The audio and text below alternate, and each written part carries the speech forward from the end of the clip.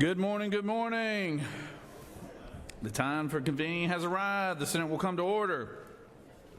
At this time, I will ask that all unauthorized personnel exit the chamber. I recognize the distinguished gentleman from Noonan, Georgia, Senator from the 6th. Senator, how are you this morning? I'm great. Mr. President, how are you doing? You look good and chipper today. Proud of you. Mr. President, we got some great pages here today. Out of Gainesville, Georgia, we have Chloe Almodovar. From Canton, we have Lawson Crawford. From Stone Mountain, we have Jayleon Hawkins Jones. From Marietta, we have Arav Rathor. From Silver Creek, Avery Roberts. And from Atlanta, we have Elijah Scott. Y'all give these pages a big round of applause. We appreciate your service to the Senate and to the great state of Georgia. Mr. President, the journal has been read and found to be correct, so I move we dispense with the reading of the journal. All right, thank you, Senator, and thank you for our young pages back there. We appreciate all their hard work. Is there objections to confirmation of the journal? Chair hears none, and the journal is confirmed. The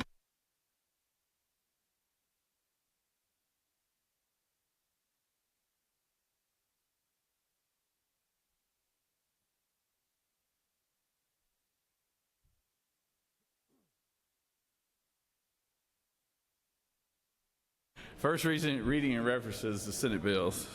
Mr. Secretary. Senate Bill 458 by Senators Goodman of the 8th and others, a bill to be entitled an act to amend Chapter 41 of Title 43 of the Official Code of Georgia annotated relating to residential and commercial general contractors so as to provide for a licensure. Regulated industry. Senate Bill 459 by Senators Hickman of the 4th and others, a bill to be entitled an act to amend Title 20 of the Official Code of Georgia. Education and Youth. Senate Bill 460 by Senators Tillery of the 19th and others, a bill to be entitled an act to amend Chapter 2 of Title Health 31. and Human Services. Senate Bill 461 by Senators Tillery of the 19th and others, a bill to be entitled an act to amend Chapter 2 of Title 31 and Chapters Health 2. and Human Services. Senate Bill 462 by Senators Still of the 48th and others, a bill to be entitled an act to amend Chapter 20E of Health Title and 33. Human Services. Senate Bill 463 by Senators Dolezal of the 27th and others, a bill to be entitled an act to amend Chapter 3 of Title 44 of the Official Code of Georgia annotated relating to regulation of specialized land transactions. Senate Bill 464. Economic Development. Senate Bill 464 by Senators Howard of the 35th and others, a bill to be entitled an act to amend Chapter 1 of Title 35 of the Public Official Safety.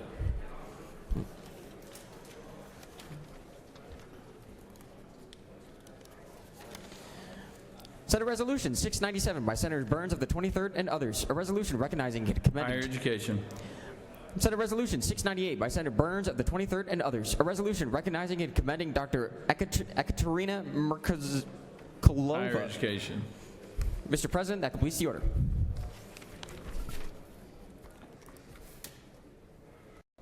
Secretary will read reports of standing committees. Mr. President, the Senate Committee on Agriculture and Consumer Affairs has had under the consideration the following legislation and has instructed me to report the same back to the Senate with the following recommendation. Senate Bill 435, due pass. House Bill 163, due pass by substitute. Respectfully submitted, Senator Goodman of the 8th District, Chairman. Mr. President, the Senate Committee on Health and Human Services has had under consideration the following legislation and has instructed me to report the same back to the Senate with the following recommendation. Senate Resolution 684, due pass by substitute. Senate Bill 427, due pass by substitute. Respectfully submitted, Senator Watson of the 1st District, Chairman. Mr. President, the Senate Committee on Retirement has had under consideration the following legislation and has instructed me to report the same back to the Senate with the following recommendation. Senate Bill 143, due pass by substitute. Respectfully submitted, Senator Williams of the 15th District, Chairman. Mr. President, that completes the order. First reading references first reading of bills and resolutions for the second time. Senate Bill 150 by Senator Hickman of the 4th and others. Retirement. Permit public school systems to employ certain beneficiaries of the Teachers Retirement System of Georgia as classroom teachers. Extend the program. Senate Bill 261 by Senator Harbin of the 16th and others. Magistrates Retirement Fund. Early retirement benefit. Provide. Senate Bill 400 by Senator Burns of the 23rd and others. Education. Unaccredited institutions from offering degrees. Prohibit. Senate Bill 431 by Senator Kirkpatrick of the 32nd and others. Education. Enrollment of foster care students within 2 school days of a request for enrollment by such student parents or legal custodian. Require. Senate Resolution 622 by Senator Kirkpatrick of the 32nd and others. Joint Study Committee on Evaluating Escalating Costs in Georgia's Foster Care System. Create. Mr. President, that completes the order. It is now time for the morning roll call. Are there any motions to excuse? Recognize the senator from the 17th. Thank you, Mr. President. I ask for unanimous consent to excuse the senator from the 33rd. Without objection, the senator from the 33rd is excused. Recognize the senator from the 43rd. Thank you, Mr. President. I rise to ask for unanimous consent to excuse the senator from the 26th for real today. Without objection, the senator from the 26th is excused. Recognize the senator from the 2nd. Thank you, Mr. President. I ask for unanimous consent to excuse the senator from the 10th for business inside the Capitol. Without objection, the senator from the 10th is excused. Recognize the senator from the 48th. Good morning, Mr. President. Ask unanimous consent to please excuse the senator from the 56th for business outside the Capitol. Without objection, the senator from the 56th is excused. Any other motions?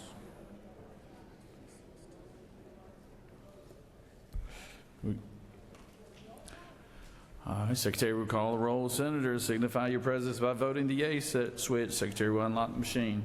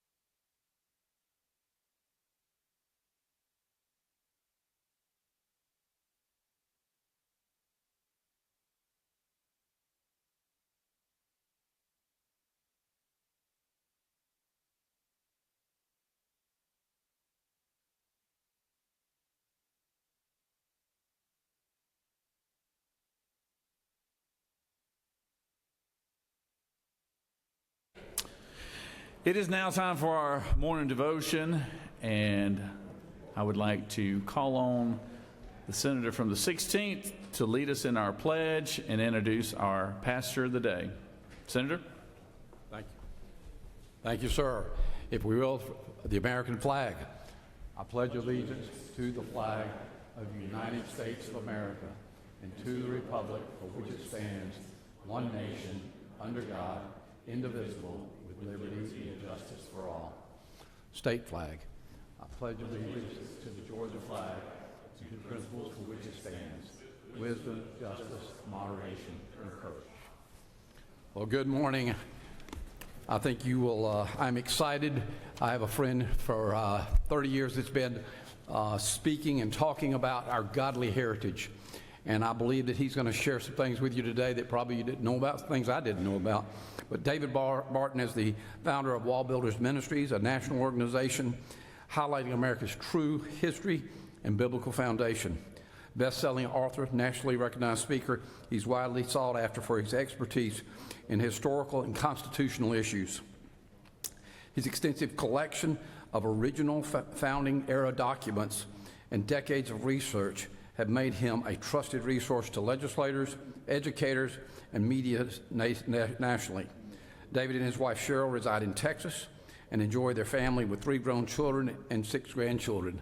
I encourage you, if you get a chance, in the rotunda for today is their pop-up museum, and the items down there are personal items of George Washington, Benjamin Franklin, some of the first Bibles printed in the nation, and actually a copy of one of the first drafts of the Constitution. So you may want to take a look at that. But with that, I'm honored to introduce to you David Barton. Thank you, Senator. Good morning, Senators. In opening with prayer this morning, I want to go back for a little bit to some of Georgia's beginnings. And in doing so, I want to show you a document here. This is original. This is from 1732. This is your birth certificate. This is the act by King George II that authorized Georgia. He gave 10,000 pounds to start the colony of Georgia. So this is actually the beginning of where this colony starts. And you originally had 3 chaplains here. One was George Whitefield, one was Charles Wesley, and one was John Wesley. All 3 of those chaplains indisputably had a huge impact, not just on Georgia, but on the nation. George Whitefield, particularly founding fathers, pointed to George Whitefield and what he did as the reason that we have a nation. Without Whitefield and what he did across the years being chaplain here, but also across America, he's the guy who laid the foundation for the nation. So I brought with me 2 works, original by George Whitefield. This is the sermon he preached as chaplain when he arrived here in Georgia. This is the first sermon preached in America. And then after he had been here for a few years, he went back to talk to the king about what was going in Georgia. And this is the sermon that he preached when he got back to England to say, hey, here's what's going in Georgia. So it's kind of early history of Georgia in some ways. In addition to that, there's works by other chaplains. These are works by Charles Wesley, one of your other first 3 original chaplains. And in addition to these works by Charles Wesley, there's John Wesley right here. Other items that you may find of interest related to your history and heritage is your 3 signers of the Declaration of Independence, Button Gwinnett, Lyman Hall, and George Walton. We have documents from all of them. I brought some of George Walton's documents here when he was serving as governor of Georgia. These are early documents from your history here. And in addition to that, you started your first Constitution. This is the Georgia Constitution of 1777, written by Button Gwinnett. So this is your original first Constitution. It's quite amazing. It's interesting, even the motto that was for the state back then, it says, God has bestowed all these blessings upon us. So that was your original motto in 1777. A decade later, we get into the signers of the Constitution, and of course, you have with that William Few and Abraham Baldwin, and we have documents up here from both Few and Baldwin if you're interested in seeing those afterwards. So let me open with prayer, and I want to open the prayer by choosing 3 prayers that were prayed by the previous chaplains here, your original chaplains. So let me begin with a prayer from Charles Wesley. This prayer is, Spirit of heavenly counsel, come, teach our senators thy will. Father, let us that ask receive. To us that ask in Jesus' name, thou shalt thy Spirit give. O send us now the promised Comforter. Father, everyone that asks receives the gift and the giver too, and witnesses that thou art true. So shall we pray and never cease. So shall we thankfully confess thy wisdom, truth, power, and love. And here's a prayer from your chaplain, John Wesley. Does God command us to pray without ceasing? Prayer is the lifting up of the heart to God. Whenever thou attemptest to pray, see that it be thy one design to commune with God, to lift up thy heart to him, to pour out thy soul before him. We pray that we may do the whole will of God as he willeth, in the manner that pleases him, and may we do it because it is his will. Let this be the whole and the only motive of whatsoever we think, or whatsoever we speak, or whatsoever we do. And finally, a prayer from George Whitefield. He says, the neglect of prayer has frequently been an inlet to many spiritual diseases and has always been attended with fatal consequences. Praying always, says the apostle, with all manner of supplication.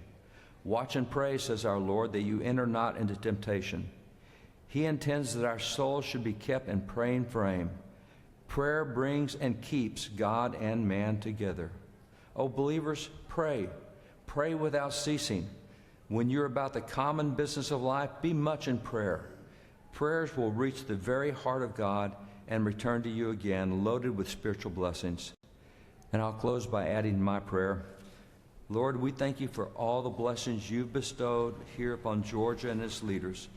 May the prayers prayed over this state for the past 3 centuries be heard today, Lord. We ask this in your name. Amen.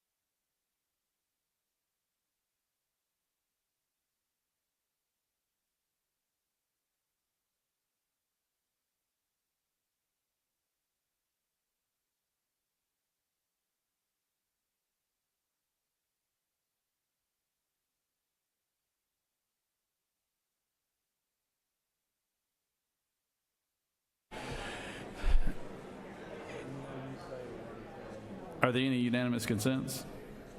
No unanimous consents. Today, I always like to recognize our doctors of the day, and our doctor of the day is from Macon, Georgia. Lives in Forsyth, actually, but she's from Macon, and I'll have the pro tem introduce her to this body. And I probably need to turn this down just a little bit here. I recognize the senator from the 20th. Good morning. Thank you, Mr. President. It's my pleasure today to introduce Dr. Rana Mana, who is our Doctor of the Day. She began medical school at the age of 45 at Mercer University School of Medicine in Macon and completed her internal medicine residency at the Atlanta Medical Center, then began private practice in Macon, Georgia. She specializes in health, wellness, and fitness, encouraging her patients to lose weight and get fit in order to control hypertension and adult onset diabetes instead of prescribing medication when possible. She's been very active in the Macon community with a series of health seminars called A Better You. She was president of the Bibb County Medical Society in 2013 and continues to serve on that board. She's an annual delegate to the Medical Association of Georgia House of Delegates, and she is on the faculty at Mercer University School of Medicine and mentors medical students. We're proud to have her as our doctor for the day. She does this annually for us, and we appreciate her dedicating her time to do that. One of her proudest accomplishments is her son Christian, who is now retired from the United States Marine Force. Her husband, Joseph Egloff, is a cattle farmer who operates Rocking Chair Ranch cattle, providing grass-fed beef to several Georgia restaurants and stores. He also operates Mid-South Packers, a beef processing facility in Monroe County.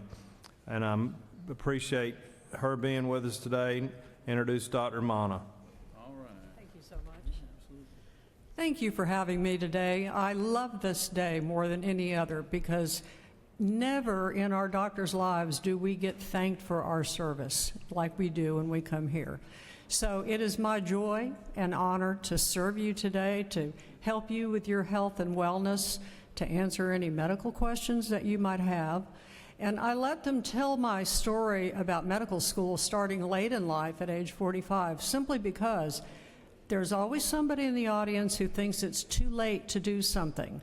Trust me, if it's important, do it. Thank you. Good job. Good job, man.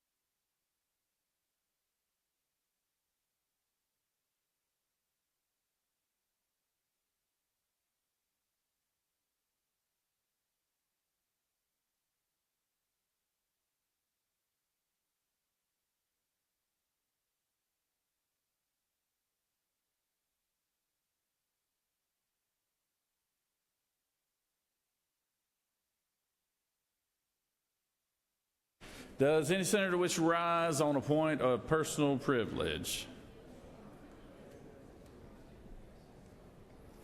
No one today.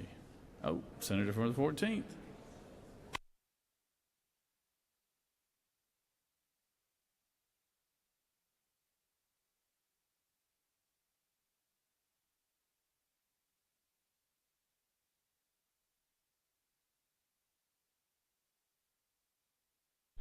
There we go. Thank you, Mr. President.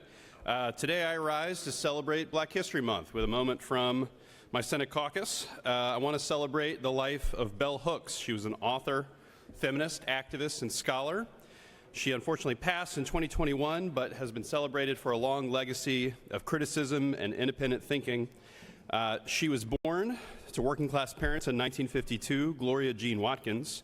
She grew up in the segregated city of Hopkinsville, Kentucky. She began being interested in poetry at a young age. She was ridiculed for, quote, talking back, and in her perspective, daring to speak as an adult as an equal. She developed a sense of defiance, and that animated much of her work. I think one of the best stories I've heard is in teaching in Harlem, she found that her students were just as brilliant as any of the students that she worked with at fancy Ivy League institutions, but the difference was that Ivy League institutions produced students who were entitled to their future, who felt that their future was a gift that they just needed to receive, and there wasn't that same sense of agency in all of the students that she taught. And so the takeaway, the insight from that she shared was that everybody is brilliant and everybody has a right to a future, and it's just a matter of having the sense of confidence and agency to claim it. So today, we remember Bell Hooks and her poignant, sharp criticism, named after her great-grandmother was the name that she adopted because of her sense of sharp opinions and willingness to claim her own agency. Thank you, Mr. President.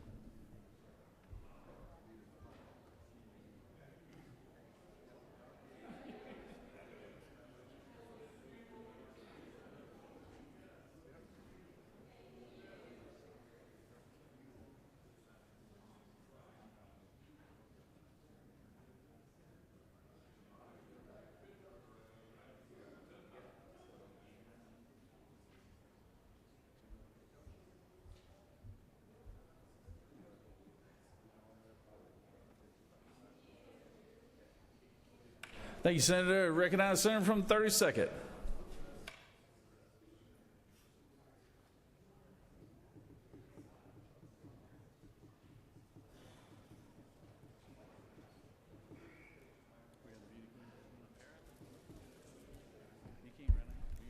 Thank you, Mr. President. I just wanted to point out that you guys have some dental things on your desk today. Today is Georgia Dental Hygienists Association Day at the Capitol, and I believe there may be some people in the gallery. So if you're with the dental hygienists, please raise your hand. All right, let's welcome all these guests. I've got a resolution here for you, and we all know how important dental hygienists are.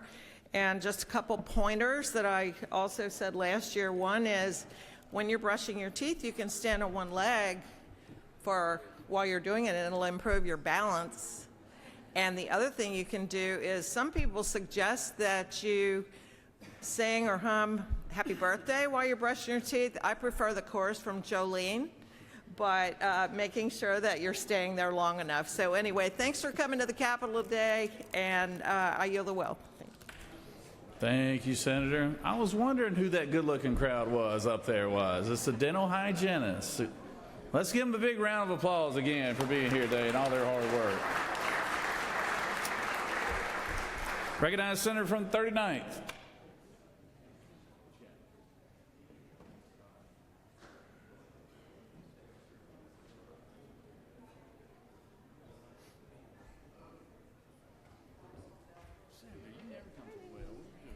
Good morning. Thank you, Mr. President. So this morning, I have the great pleasure of recognizing 6 incredible young women representing the Miss Atlanta competition, who are right here to my right, and they have earned scholarship awards for their performance. I have with me today Jordan Kula, who's Miss Atlanta 2026, Megan Wright, Miss Capital City 2026, Sarah Jane Houston, Miss Greater Atlanta 2026, Landry Wolf, Miss Atlanta Teen 2026, Melanie Tidmore, Miss Capital City Teen 2026, and Madison Walker, Miss Greater Atlanta Teen 2026.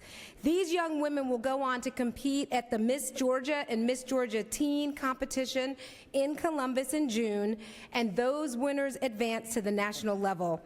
They are also here today representing the American Heart Association in honor of Go Red for Women Day. February is Heart Health Month. Georgia is considered part of the stroke belt and diabetes belt of the country. High rates of hypertension, high cholesterol, obesity, and diabetes are major drivers of cardiovascular disease in the state. Did you know that heart disease is the leading cause of death in Georgia and often preventable? Here are a few things you can do. Know your numbers. Monitor your blood pressure and cholesterol levels regularly. Adopt lifestyle changes like a heart-healthy diet low in sodium and fat. Exercise for at least 150 minutes per week and avoid smoking. Get screened for blood pressure checks and risk assessment. And of course, learn CPR. The American Heart Association recommends learning hands-only CPR to help in emergencies. And the American Heart Association is here today in CAP Room 125, providing CPR demonstrations and offering a heart-healthy lunch at noon. So please swing by. Thank you. Thank you, Senator. I recognize the Senator from the 21st. Point of personal privilege. Senator, this is your first time in the well, huh, Senator? And good morning, colleagues. Thank you so much, Mr. President. I wanted to spend a couple of minutes this morning and talk about a few people that we've got here. Today, my page is Lawson Crawford. Great young man, and what I want to say is this guy, he's a phenomenal student and even better golfer. For all of our golfers in here, he regularly shoots par or better. So for my friend and colleague, the Senator of the 6th, this is a young man that we definitely need on our golf team for sure. I also want to recognize his dad, Brad Crawford, which is a great friend of mine as well. He's here at the Capitol today. Also wanted to recognize another good friend of mine by the name of Todd Baker. Todd he lives up in Canton, Georgia, in Cherokee County. He's got a great nonprofit organization that's called Building Fires, and he really mentors a lot of students in the high schools there in Cherokee County, and also provides his nonprofit provides Letterman jackets to students that are not financially able to purchase a Letterman jacket. And last, but definitely not least, is I wanted to give a shout out and wish a happy birthday to my mom today. It's a very special lady from my standpoint. She celebrated her 77th birthday today. We spent a lot of years baking cakes, and I spent a lot of time in the kitchen with her. And that's one of the things that we routinely bond over is cooking cakes and cooking a lot of different desserts. So, Mom, I want to say happy birthday to you. I love you, and I look forward to seeing you this weekend. Thank you, Mr. President. I yield the will. Thank you so much.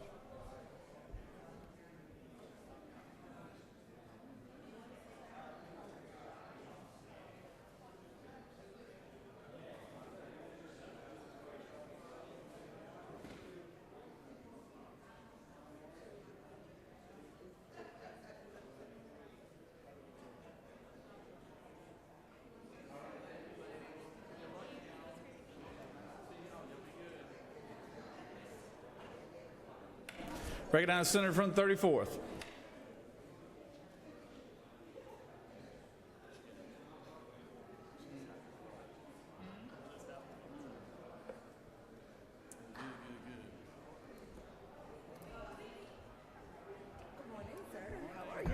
I'm good.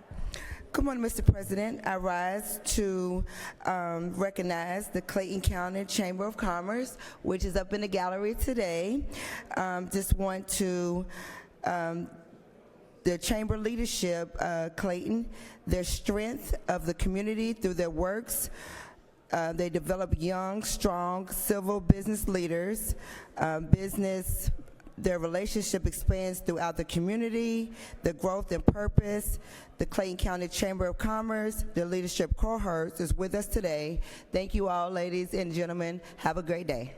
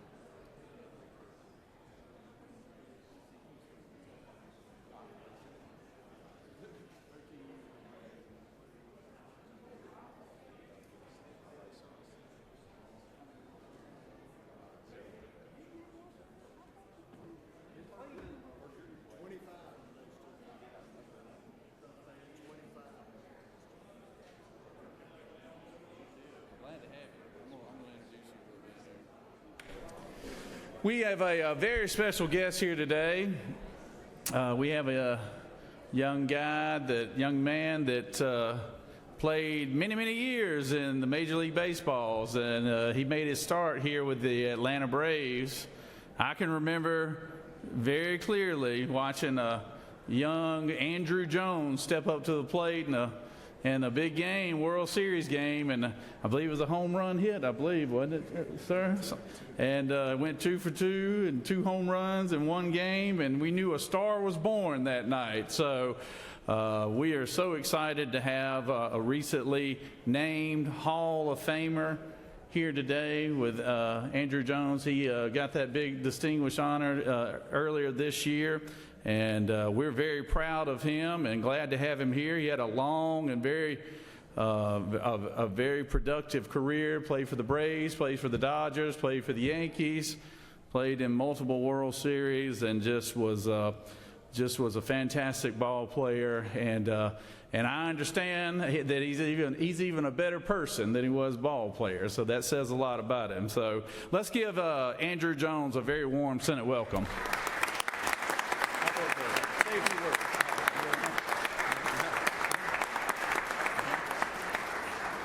First of all, it's a great honor to be here today. Obviously, a lot going on with the Hall of Fame, and got inducted this year. It's just a great honor to be selected with such great legacy of the baseball world, and now you with all those guys. So it's just a great honor to be here. Receive this honor to be, a native of Georgia, of Atlanta, saying like that, because I came here when I was 16 years old. I threw to the minor league, and 19-year-olds, I made it to the major league here in Atlanta, and I made Atlanta my home since 1996. So I can say I'm an Atlantean. I live more here than I live in Curacao, so I just born in Curacao. I just live here, and I raised my kids. I become a man here in Atlanta, so Atlanta has always been my home. So thank you, and it's a great honor. All right, thank you.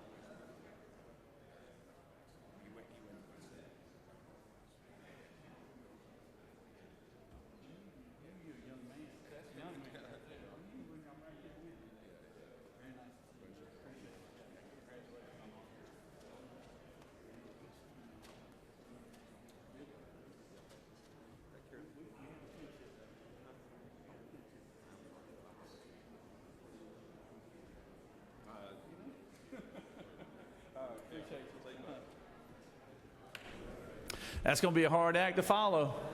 Senator from the 55th. I'll go to the next one. Senator from the 38th.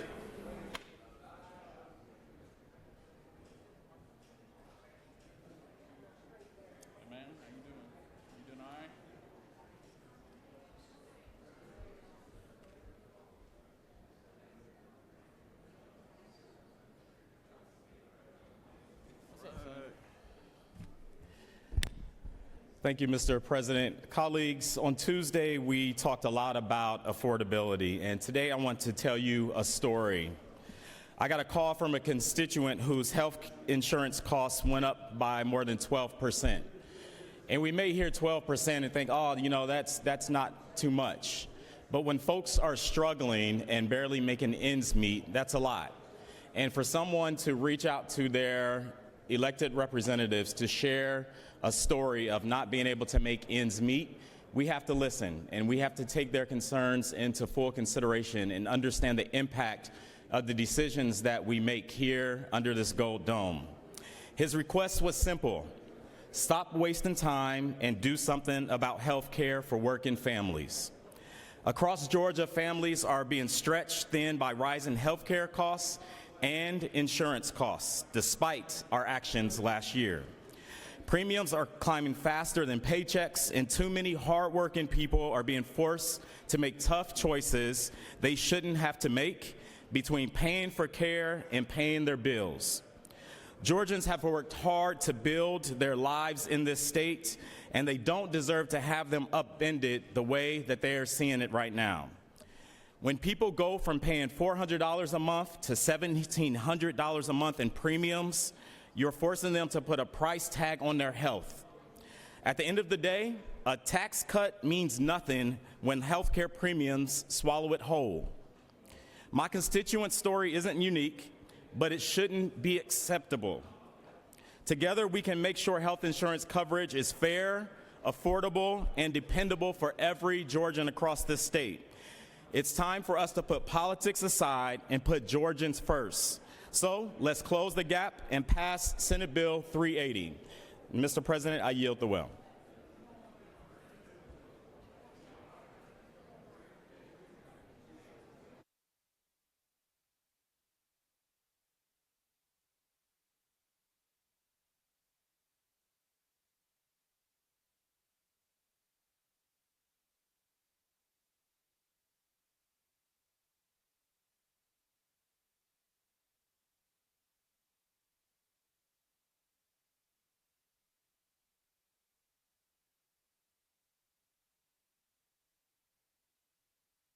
Recognize the senator from the 15th, the Dean of the Senate. Thank you, Mr. President. On behalf of the senator from the 29th, I would like to acknowledge in the gallery up there the Columbus Consolidated Government Youth Council. Years ago, they joined together to form a citywide youth advisory council in an effort to expose these young people to how government works. We planned a day at the Capitol. That's why they're here today with myself and the senator from the 29th to make sure they understand that we do good business. We work hard for the citizens of Columbus, Georgia, and the entire state. If you stand, we'll acknowledge you. If the people from Columbus Youth Council over here, please stand so we can acknowledge you. Give you a hand. Thank you. Okay. Thank you. Thank you, Mr. President. Thank you, Senator. Recognize the senator from the 42nd.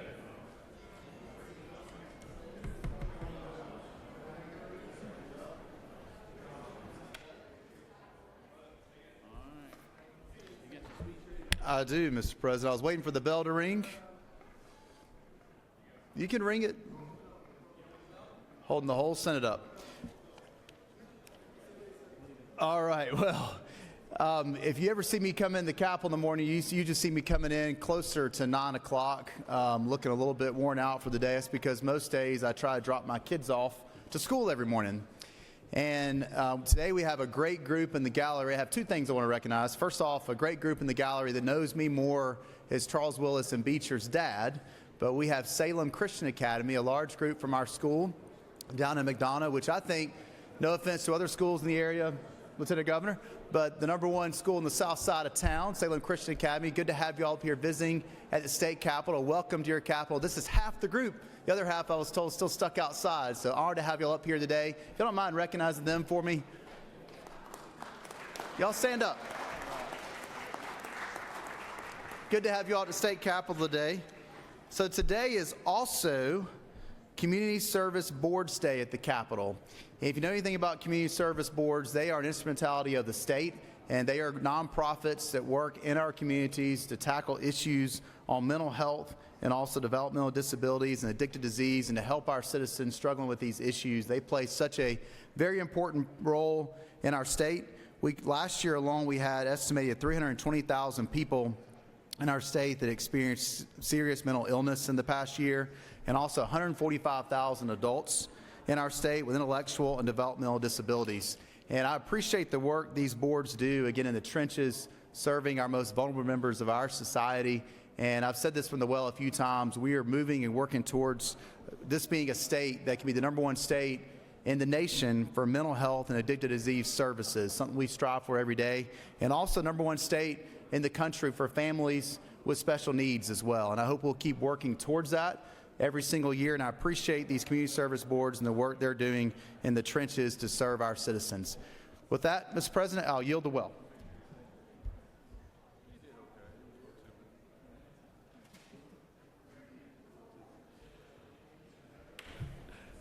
Recognize the senator from the 55th.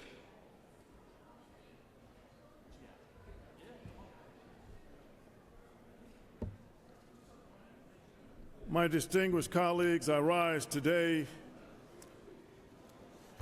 to recognize Black History Month. Black History Month is about recognizing and celebrating the people and stories that helped shape the state of Georgia and this nation.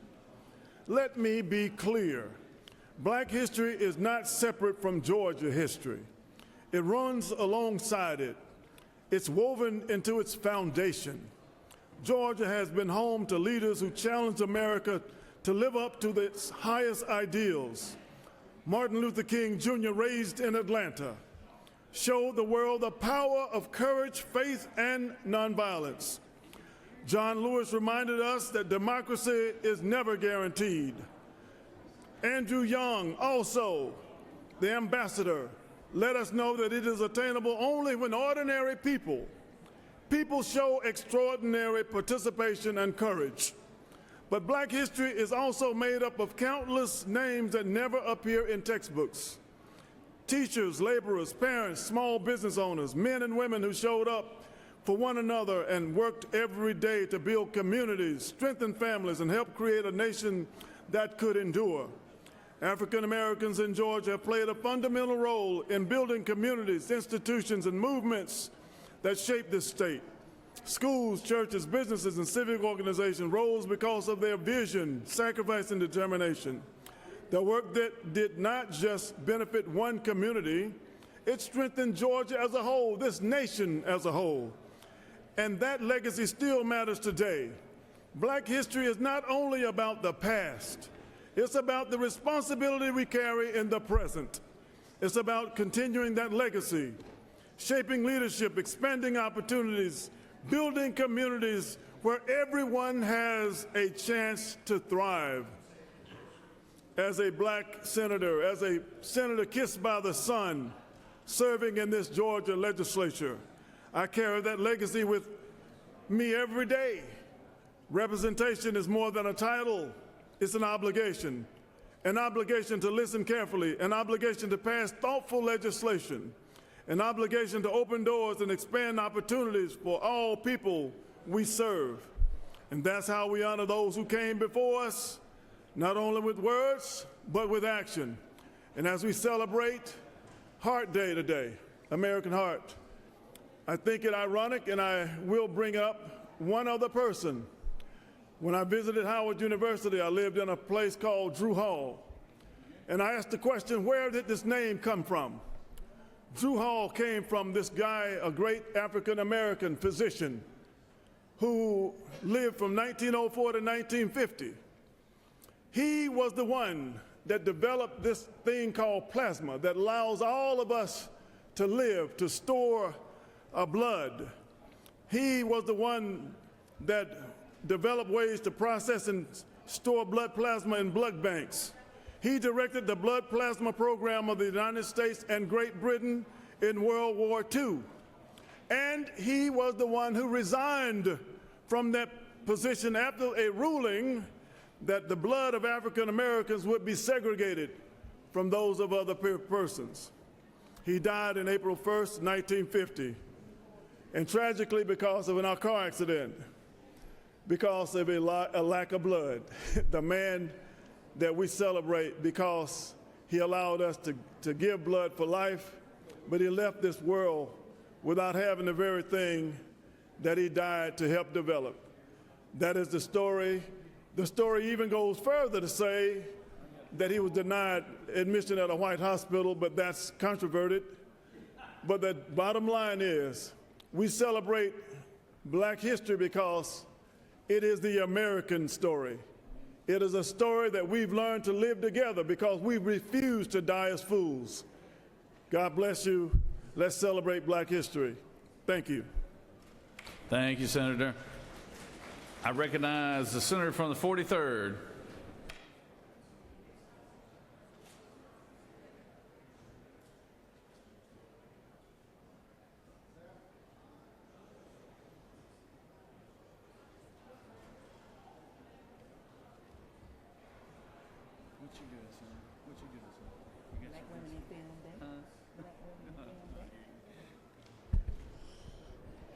Thank you, Mr. President.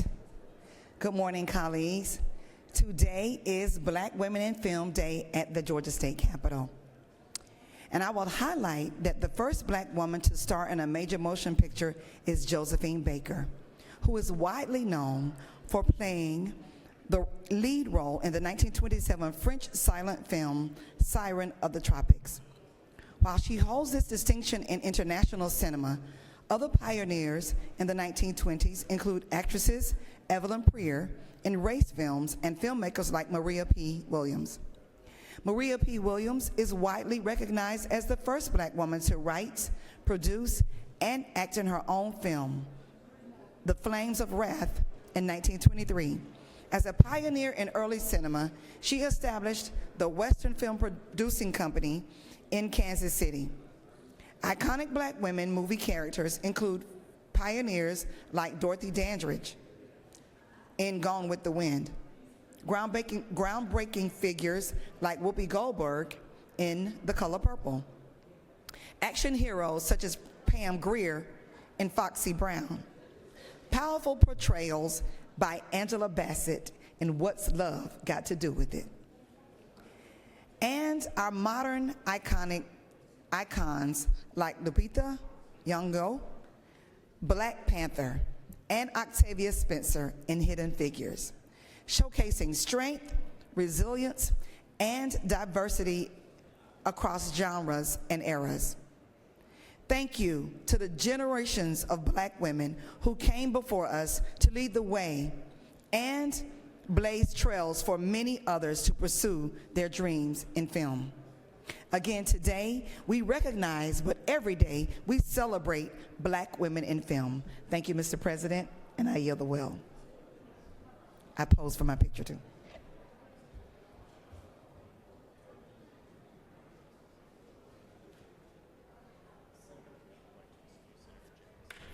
Senator from the 33rd, for what purpose do you rise? Thank you, Mr. President. I ask for unanimous consent to excuse the senator from the 28th for business outside the Capitol. Without objection, the senator from the 28th is excused. Recognize the senator from the 29th for a point of personal privilege.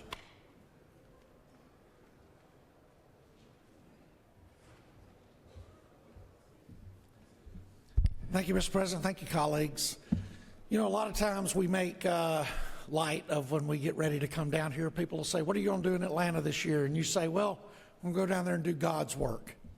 And we like to talk about God and a lot of other things. But I want to talk about somebody named Cornelius Taylor.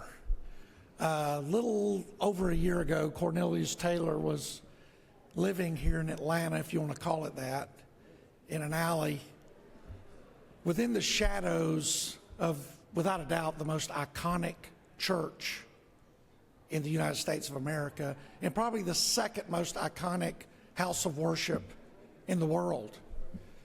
And he was killed accidentally while the city of Atlanta was clearing the homeless encampment. And the city and the mayor and everybody caught a whole lot of grief about it. And everybody was coming out of the woodwork looking for somebody to blame, that a man who was homeless, living within the shadows of a house of worship, had died. And I'm not casting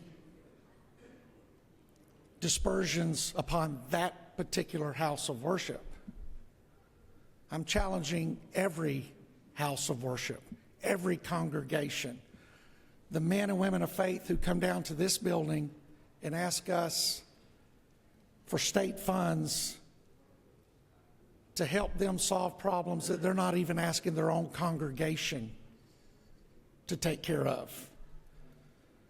My faith in the Bible that I read out of tells me it is the church's responsibility, not the bricks and mortar and the stained glass windows, but the congregation inside those.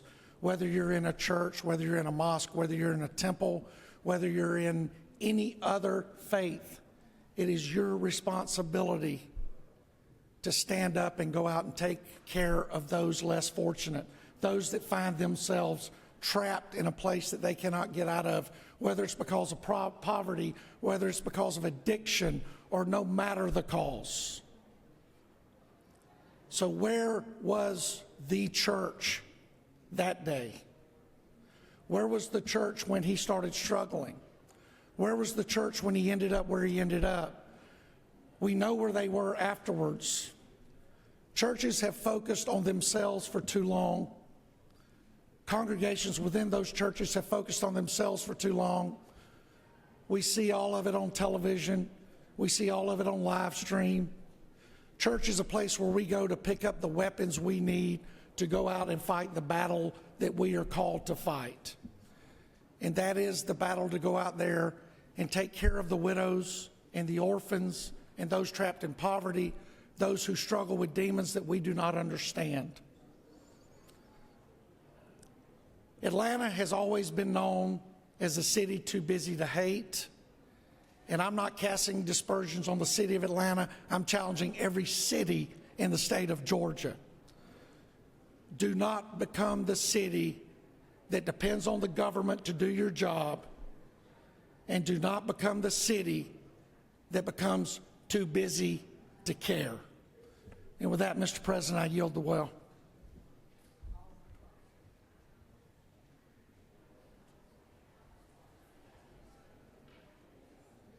Recognize the senator from the 44th for appointed personal privilege.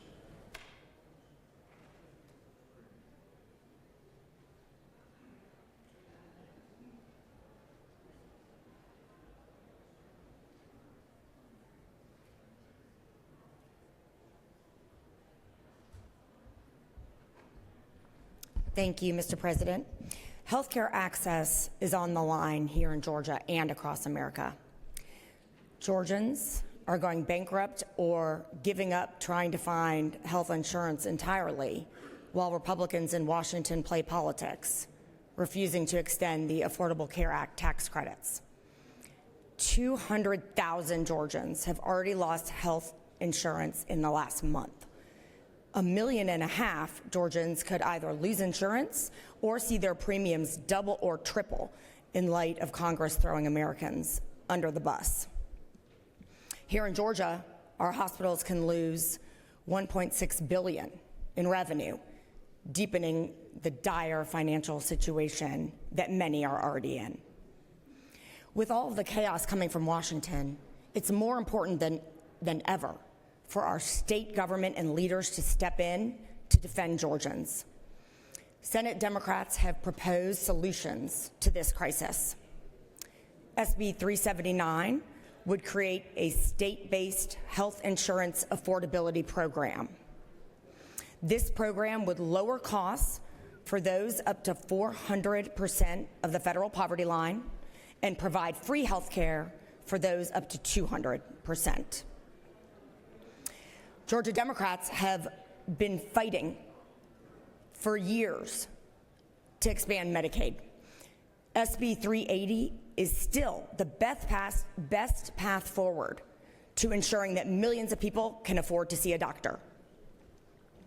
We have got the third highest number of uninsured people in the nation, and it's getting worse. Here are just a couple recent stories. Teresa Acosta, a single mom of 3, saw her premium jump from $80 in December to $520 a month in January. Her son has type 1 diabetes, requires regular care, and she's tied in knots and kept up at night wondering how she will be able to continue to get him the health care he needs. A small business owner in Dahlonega reported that her monthly premium was $97 before the subsidies were removed, and now it is, instead of $97 a month, it is a whopping $1,100 a month. The solutions are there, but Republicans are sitting on their hands trying to pretend that the crisis doesn't exist. This is not a crisis that you can ignore. People understand what is going on when their premiums go up thousands of % a month. We might hear, wait, we have expanded Medicaid for those who could jump through the hoops that have been laid out. The thing is that the Pathways program from the jump has been so purposely contorted with endless paperwork and other requirements that only 6% of those who could have gotten insured have managed to cut through the thicket and get the insurance. Meanwhile, that program has wasted tens of millions of dollars to insure a tiny fraction of people. Only 30% of the money has actually gone to patient care or to doctors. 70% has gone to administrative expenses. So essentially, it has become a jobs program for paper pushers. And what is the point in that? We should have expanded Medicaid a dozen years ago, where we could have insured a whole lot more people at a lot lower cost. The Republicans in Washington just added a work requirement, and they still pay 90%. So what's the objection now? I suggest that it's that Georgia Republicans are not yet willing to admit that Pathways has been a failure. We've been told that Access has been a great success, and we don't clean up Washington's messes. This has left Georgians asking, if it's not the responsibility of Republicans in Washington to fix this crisis, and it's not the responsibility of Republicans in Georgia to fix it, then who is going to lead on this problem and fix it and lower costs for Georgians? I would suggest to you that it is going to have to be Democrats. Democrats have always led on health care. Democrats created Medicare, Medicaid, and the Affordable Care Act. It's clear to Georgians that Democratic leadership is needed on this issue once again. Thank you. I yield the will. Recognize the senator from the 35th for a point of personal privilege.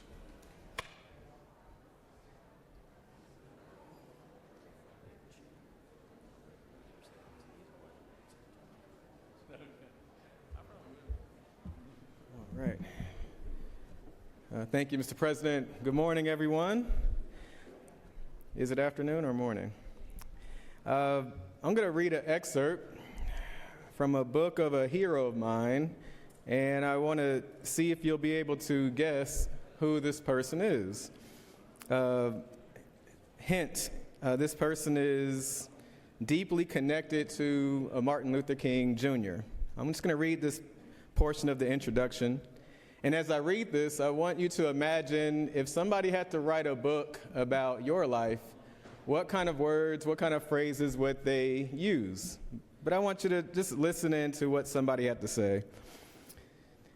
I unabashedly revere this person for his genuine contributions, his strength of character, gifts of mind, vision, and ability to grow and courage to change. Creative relentlessness and restlessness and zest for life.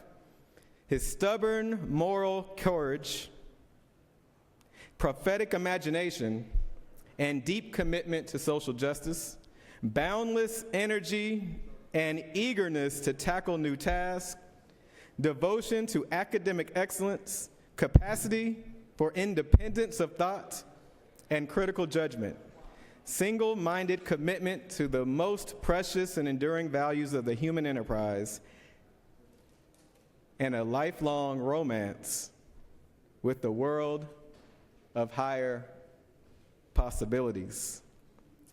He is a wise man. His spirit is indomitable. His will is inexhaustible. This is about Benjamin Elijah Mays. I happen to be a graduate of Benjamin Elijah Mays High School, class of '99 in Southwest Atlanta, Georgia. A revered educator, led Morehouse College for many decades, and a famous preacher's kid, was bent on not going into the ministry because didn't have the vision of what ministry can look like for his life. And Dr. Benjamin Elijah Mays took a Martin Luther King Jr. and said, imagine ministry looking a little different than what your daddy did. It's Black History Month, and it feels appropriate to highlight some heroes that walked these same streets as we do. And I just hope that we also could have a lifelong romance with the world of higher possibilities. You walk into the Capitol, we have a homelessness problem. We know it's easy to point fingers on who should be doing what and when, but imagine a romance with the world of higher possibilities says, well, what can I do? Many of us in here are in here with a pure heart. At least we hope we have a pure heart. But I want us to really think about what's our lifelong romance consist of? Do we imagine a world of possibilities? Or are we stuck in this is just the way it's been? Thank God for those men and women over the centuries who've decided to think about what our world could be. I yield the well.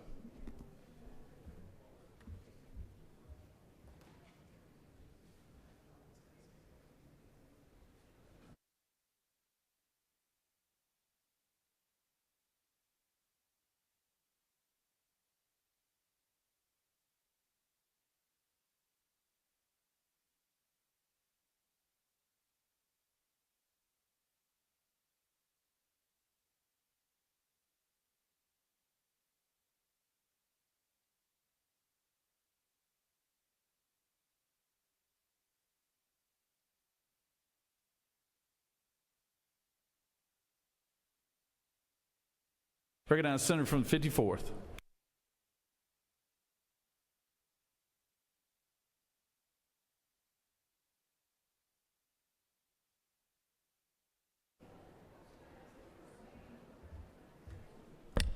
Thank you, Mr. President. My friends, it was a blessing this morning to have David Barton here just and explain history, but as he was talking, I thought how fitting that he would mention Joseph Whitefield, one of Georgia's founders.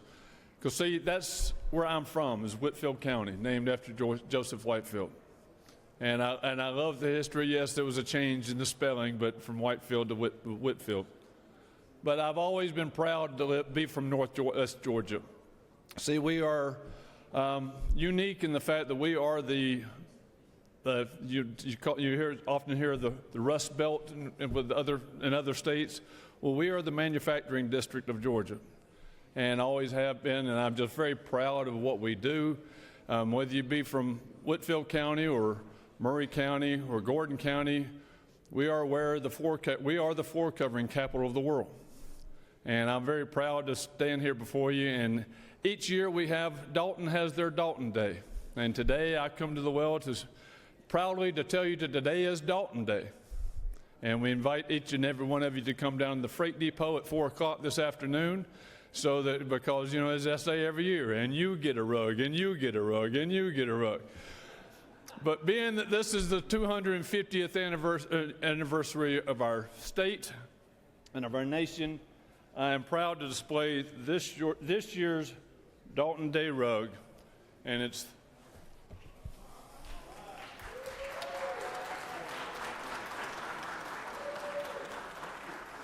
And so everybody's welcome to come down at 4 o'clock this afternoon. We'd love to have you and meet and understand why Northwest Georgia is such a great part of our state. And it would be my honor, Mr. President, to give you the first rug of the day. Thank you.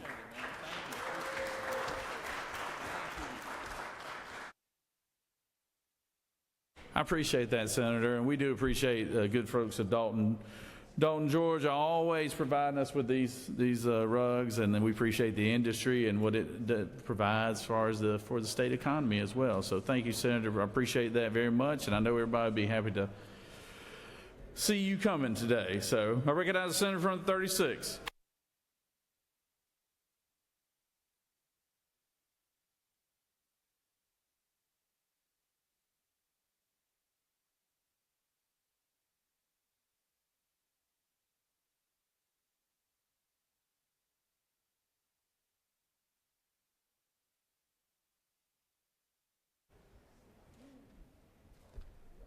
Thank you, Mr. President. Colleagues, I rise today. We've donned our red, many of us, this morning to wear to the Capitol to signal our support for the American Heart Association and for heart health, and we're wearing red today because of that. We can do a little bit more. That's the good news. And a lot more needs to be done.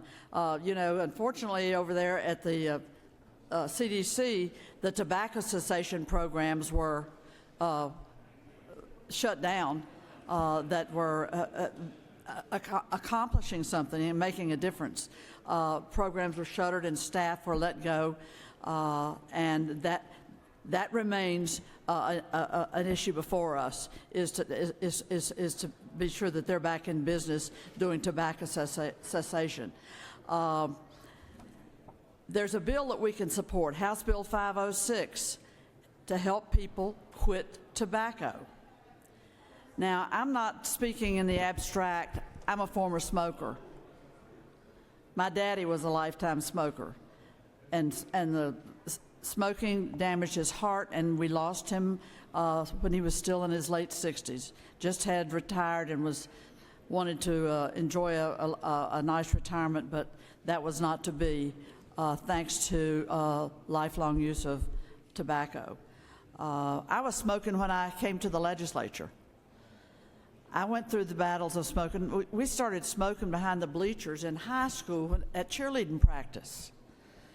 And that's where the habit gets built, is in very young people who make a lot of less than smart decisions. And the next thing you know, they're hooked on tobacco. Smoke enders is what was the remedy for me. But I 1 year in the legislature, and that was my last cigarette April of 1987.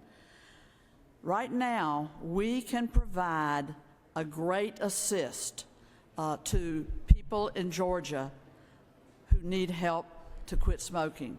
And the good news is it's not only a lifesaver, it's a money saver at the same time. The Medicaid population is more than twice as likely to be smokers than those that are on private insurance. Georgia spends $699 million annually on Medicaid costs related to tobacco use.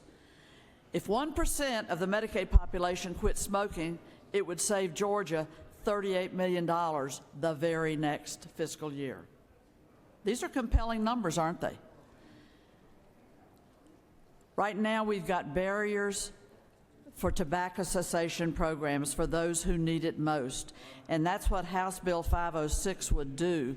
House Bill 506 would remove barriers, create a level access to smoking cessation, no matter what your coverage is, whether it's Georgia Medicaid, fee-for-service, or managed care. We need to bring parity between all of these programs, and with the primary goal of getting more people access to smoking cessation. It works. Smoke enders was my pathway.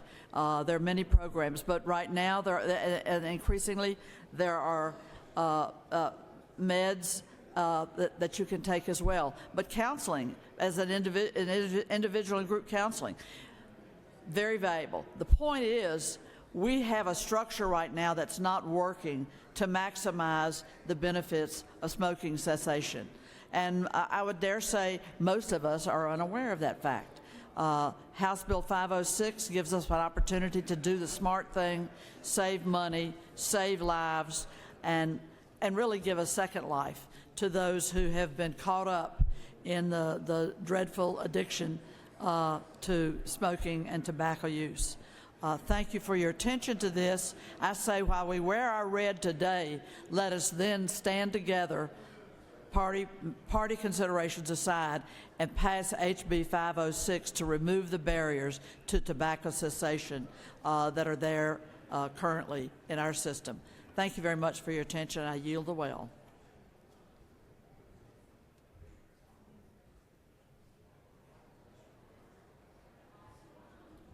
Recognize the senator from first.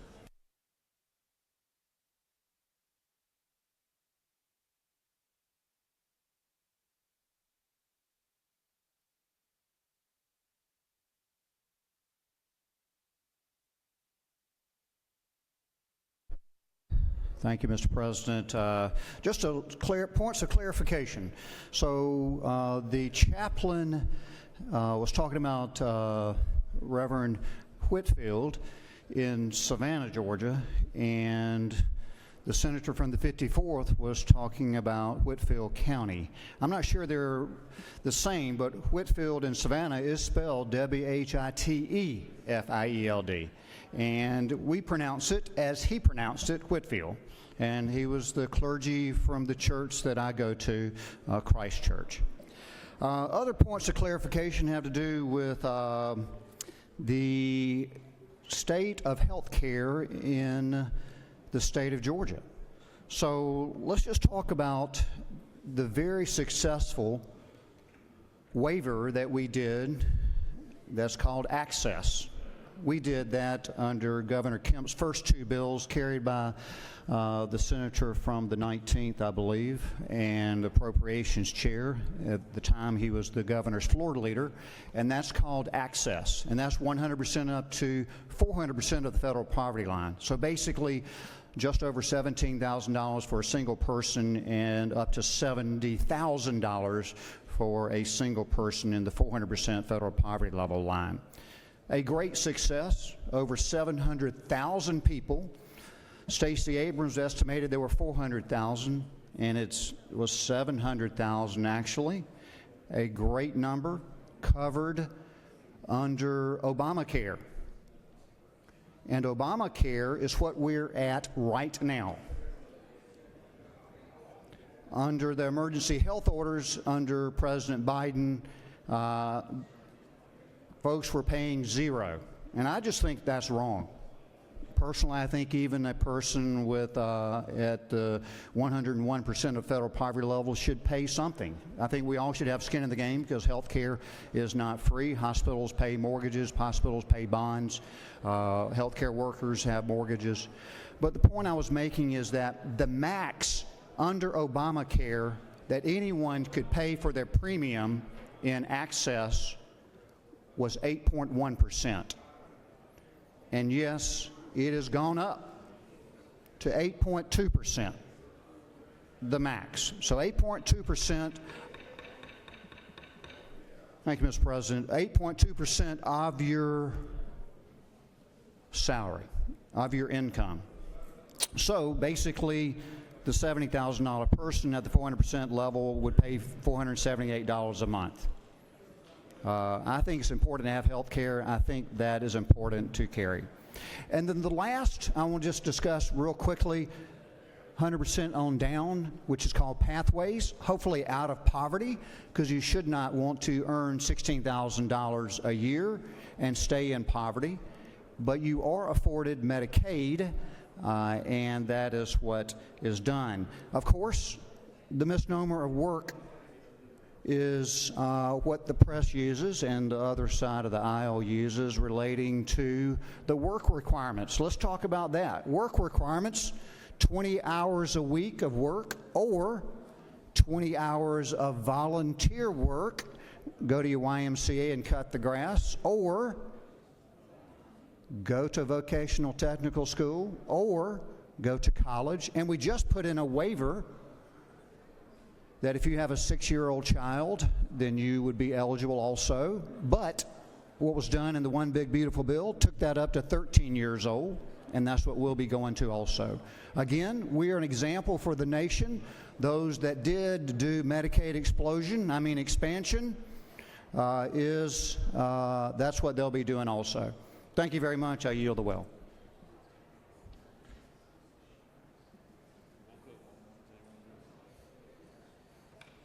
Recognize Senator from the 41st.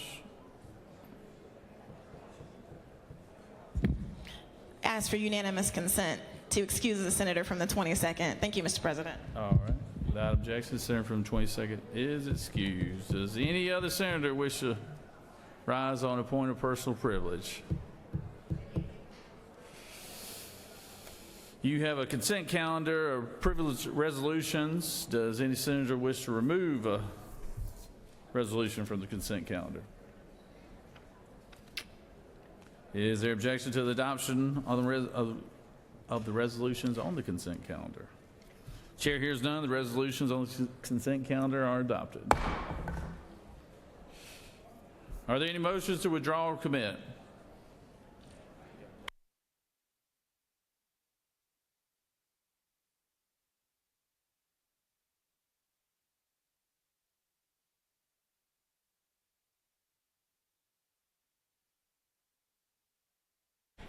All right, as we going in a different order today, we have it's time to consider the confirmation of the governor's appointment to the Judicial Qualifications Commission.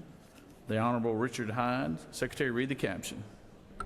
Mr. President, the Senate Committee on Assignments has had under consideration the following appointment to the Judicial Qualifications Commission. Mr. Richard Hyde, appointed by the governor, and has instructed me to report the same back to the Senate with the following recommendation: that the appointments be confirmed as submitted. Respectfully submitted, the Honorable Burt Jones, Chairman. Mr. President, that completes the order.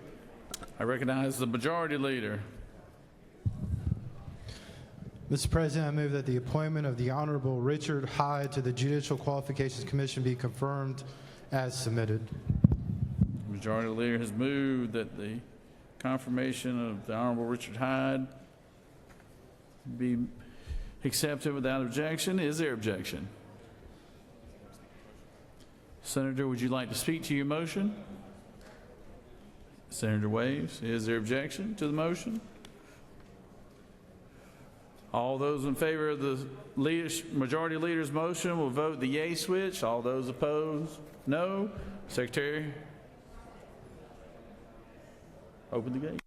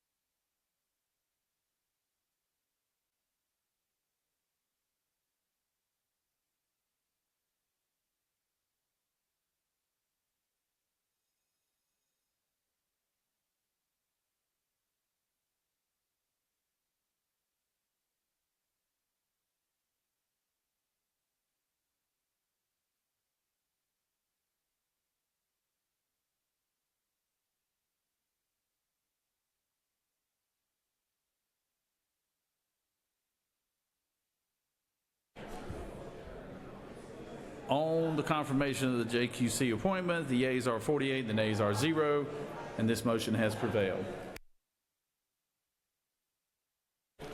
Recognize the Majority Leader for a motion.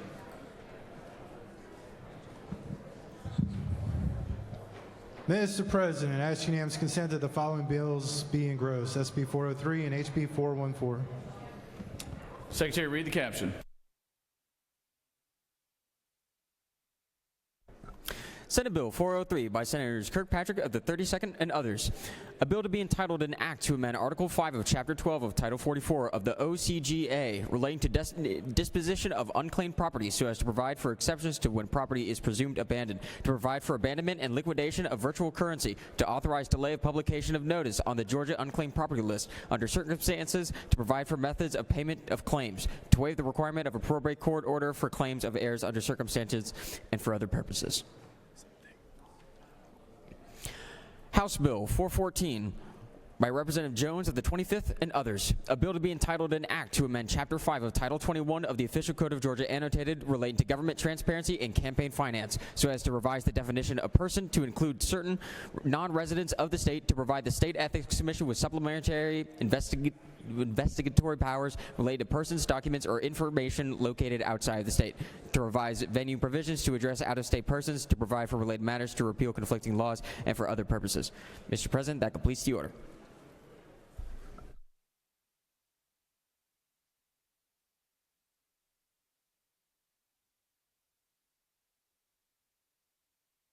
The Majority Leader has moved.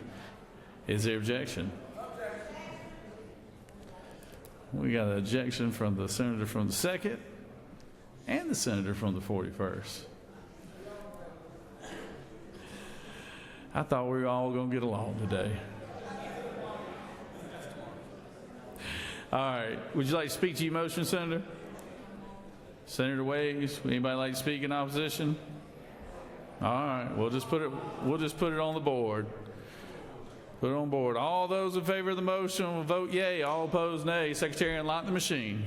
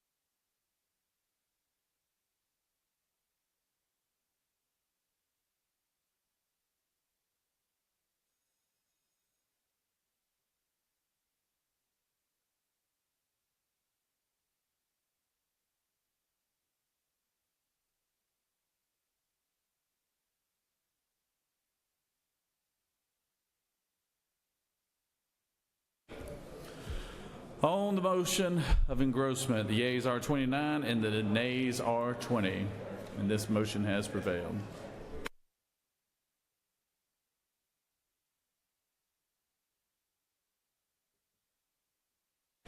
On to the rules calendar.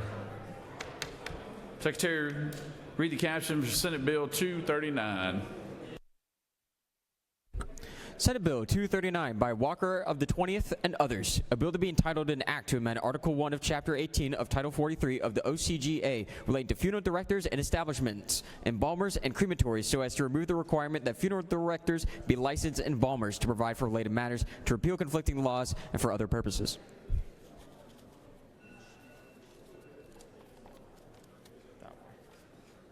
The Committee of the Senate on Rules recommend that this do pass by substitute. Senator Brass of the 6th, Chairman. The Senate Committee on Rules offers the following substitute to SB 239, a bill to be entitled an act to amend Article 1 of Chapter 18 of Title 43 of the Official Code of Georgia annotated relating to funeral directors and establishment, embalmers, and crematories so as to remove the requirement that funeral directors be licensed embalmers, to revise definitions, to revise and for other purposes. Mr. President, that completes the order.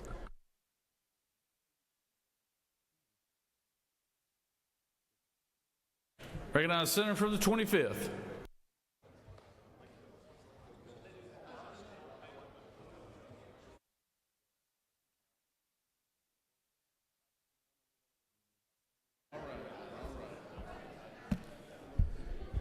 Thank you, Mr. President. Ladies and gentlemen, I ask for your favorable consideration for our Senate bill here.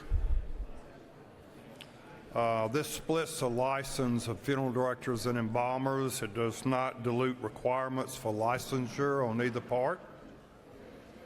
It just splits the license.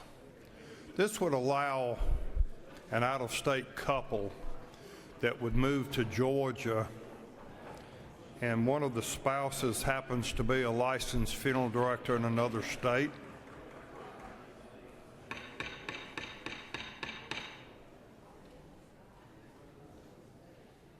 Thank you, Mr. President. This allows people moving into our state to be able to be productive and go to work as a funeral director here in Georgia. Right now, every state that touches Georgia has split license. This is this way in 26 states. For instance, if a couple moved to Georgia and one of the people happens to be a licensed funeral director in a neighboring state, they would not be able to get licensed in Georgia, because in Georgia, in order to be a funeral director, you have to be an embalmer. This is kind of outdated, especially when more people are being cremated today and less embalming's taking place. So this is just a very simple bill. It will allow people to be productive and get a job, go to work here in the great state of Georgia. Be glad to take any questions, Mr. President. You do have a few questions, Senator. Recognize Senator from the 13th.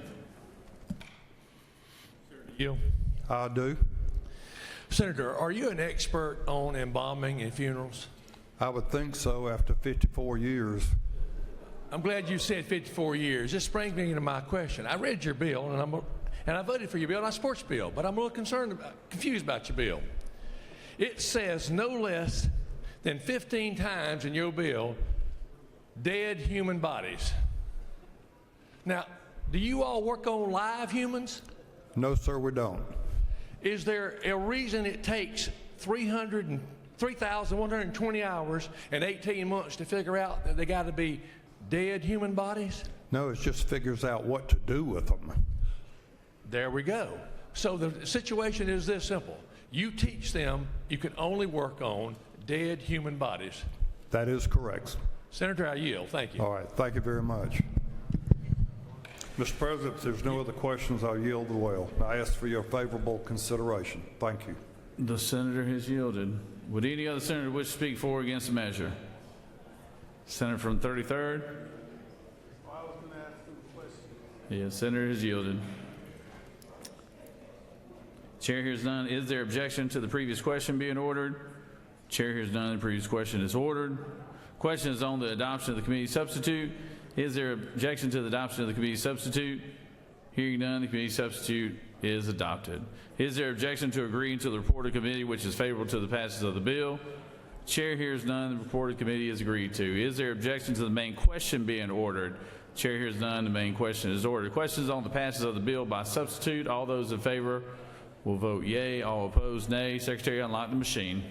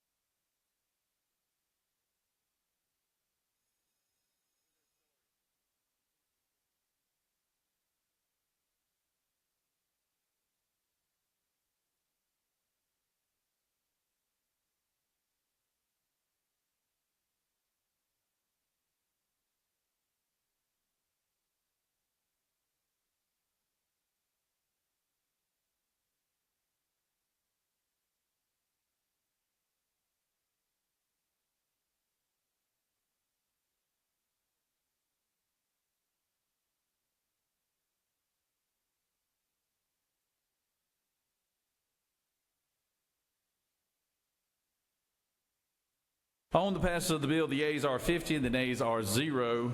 This bill, having received the requisite constitutional majority, is therefore passed by substitute.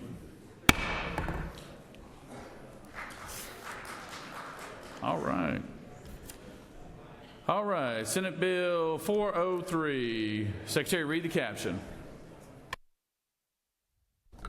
Senate Bill 403 by Senator Kirkpatrick of the 32nd and others. A bill to be entitled an act to amend Article 5 of Chapter 12 of Title 44 of the OCGA relating to disposition of unclaimed property so as to provide for exceptions to when property is presumed abandoned, to provide for abandonment and liquidation of virtual currency, to authorize delay of publication of notice on the Georgia unclaimed property list under circumstances, to provide for methods of payment of claims, to waive the requirement of a probate court order for claims of heirs under certain circumstances, to provide for circumstances under which a claim is void, to provide for definitions, to amend Title 48 of the OCGA relating to revenue and taxation so as to waive confidentiality of certain tax records, to provide for related matters, to repeal conflicting laws, and for other purposes. Mr. President, the Senate Committee on Finance recommends that this bill do pass by substitute. By Senator Huffstetler of the 52nd, Chairman. Mr. President, the Senate Finance Committee offers the following substitute to SB 403, a bill to be entitled an act to amend Article 5 of Chapter 12 of Title 44 of the Official Code of Georgia annotated relating to disposition of unclaimed property so as to provide for exceptions to when property is presumed abandoned, to provide for abandonment and liquidation of virtual currency, and for other purposes. Mr. President, that completes the order. Recognize the senator from the 32nd.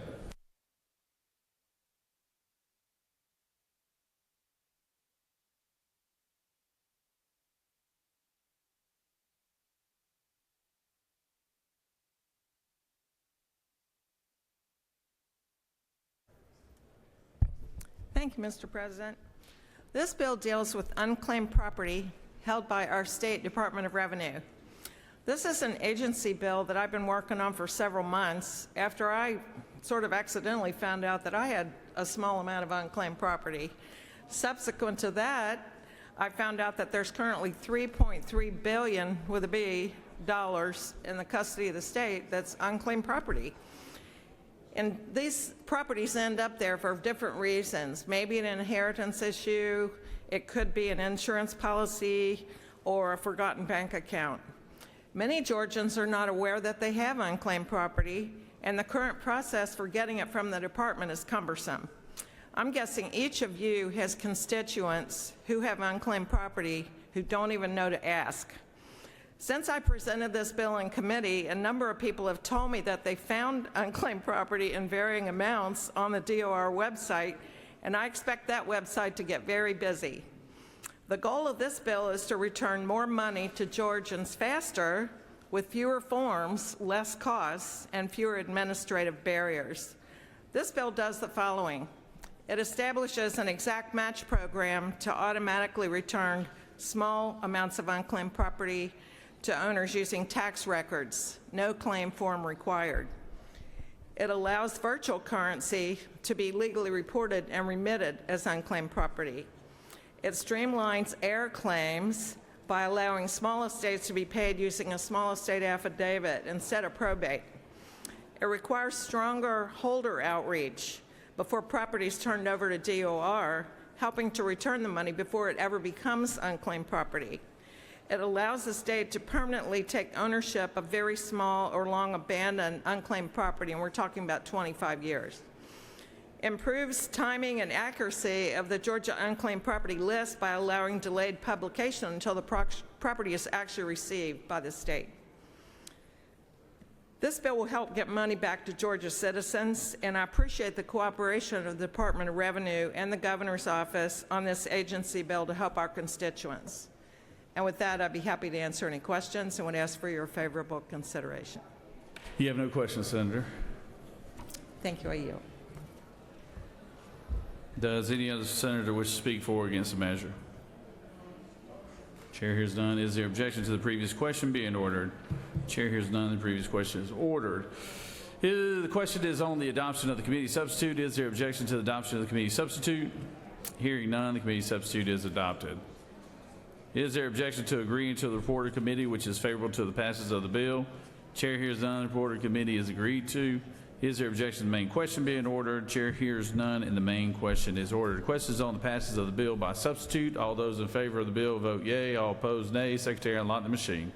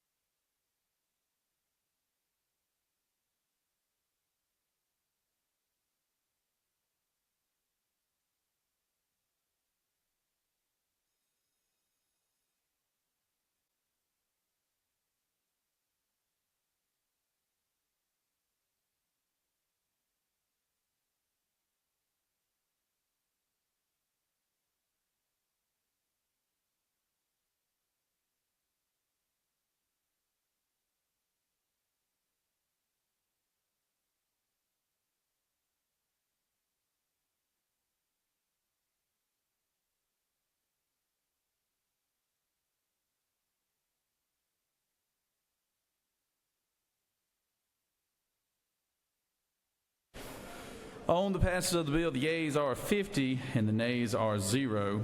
And this bill, having received the prerequisite constitutional majority, is therefore passed by substitute. Secretary, please read House Bill 414. House Bill 414 by Representative Jones of the 25th and others, a bill to be entitled an act to amend Chapter 5 of Title 21 of the Official Code of Georgia annotated relating to government transparency and campaign finance so as to revise the definition of person to include to certain non-residents of the state, to provide the State Ethics Commission with supplementary investigatory powers related to persons, documents, or information located outside the state, to revise venue provisions to address out-of-state persons, to provide for related matters, to repeal conflicting laws, and for other purposes. The Committee of the House on Information, the Committee of the Senate on Ethics recommends that this bill do pass by substitute. Senator Watson of the 1st, Chairman. Mr. President, the Senate Committee on Ethics offers the following substitute to House Bill 414, a bill to be entitled an act to amend Chapter 5 of Title 21 of the Official Code of Georgia annotated relating to government transparency and campaign finance so as to revise the definition of person to include certain non-residents of the state, to provide time periods for responding to civil actions brought by the Attorney General pursuant to this chapter, to provide for award of default judgments in such actions, and for other purposes. Mr. President, that completes the order.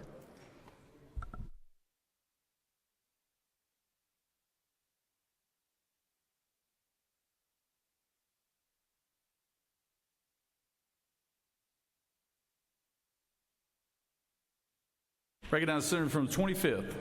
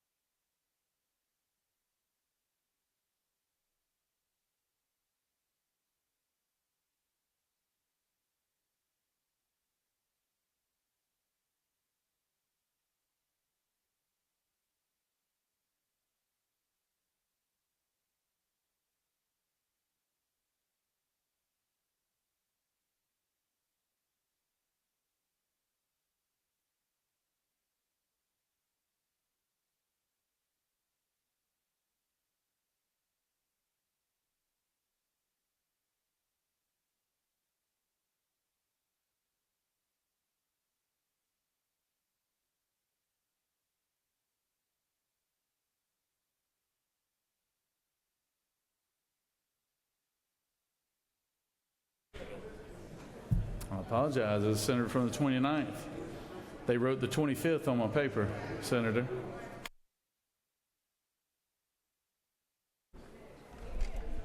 It's a simple mistake. Our hair's exact same color. Colleagues, HB 414, very simple piece of legislation crafted by Representative Jones from over in the House. All it does, if you heard the reading of the preamble, is it holds those out of state to the same rules and regulations when it comes to elections as we are held to. And colleagues, I hope you all know what Monday is.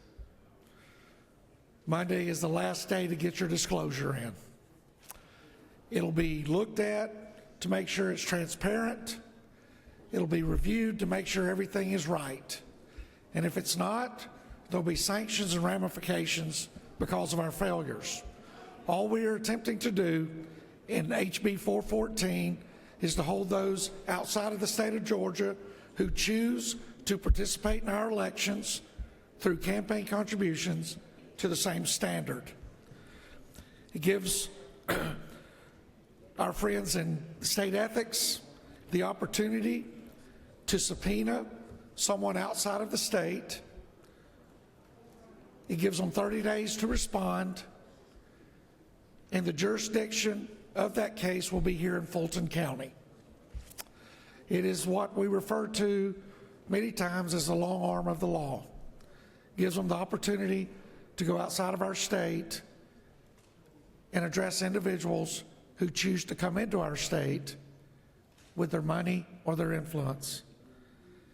The bill went through committee, Senate Ethics Committee, with a lot of friendly conversation, suggestions, and passed out bipartisan. And with that, Mr. President, I'll yield for any questions. You do have a couple questions, Senator. Recognize Senator from 26.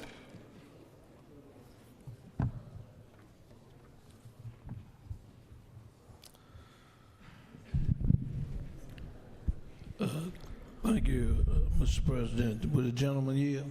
I absolutely will yield with my friend from Macon. Your explanation of the bill does not seem to be what the bill is asking.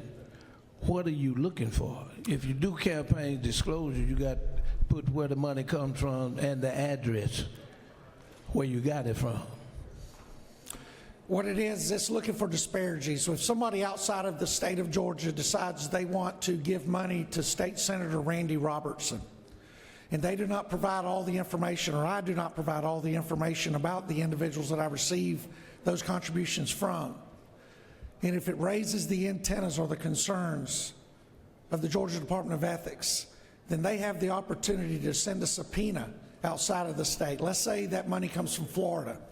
They're able to send a subpoena down to this contributor in Florida and ask them, I wish it was about water, it's just about me, and ask them to come to Fulton County and give an explanation of who they are, if they are allowed to participate in this.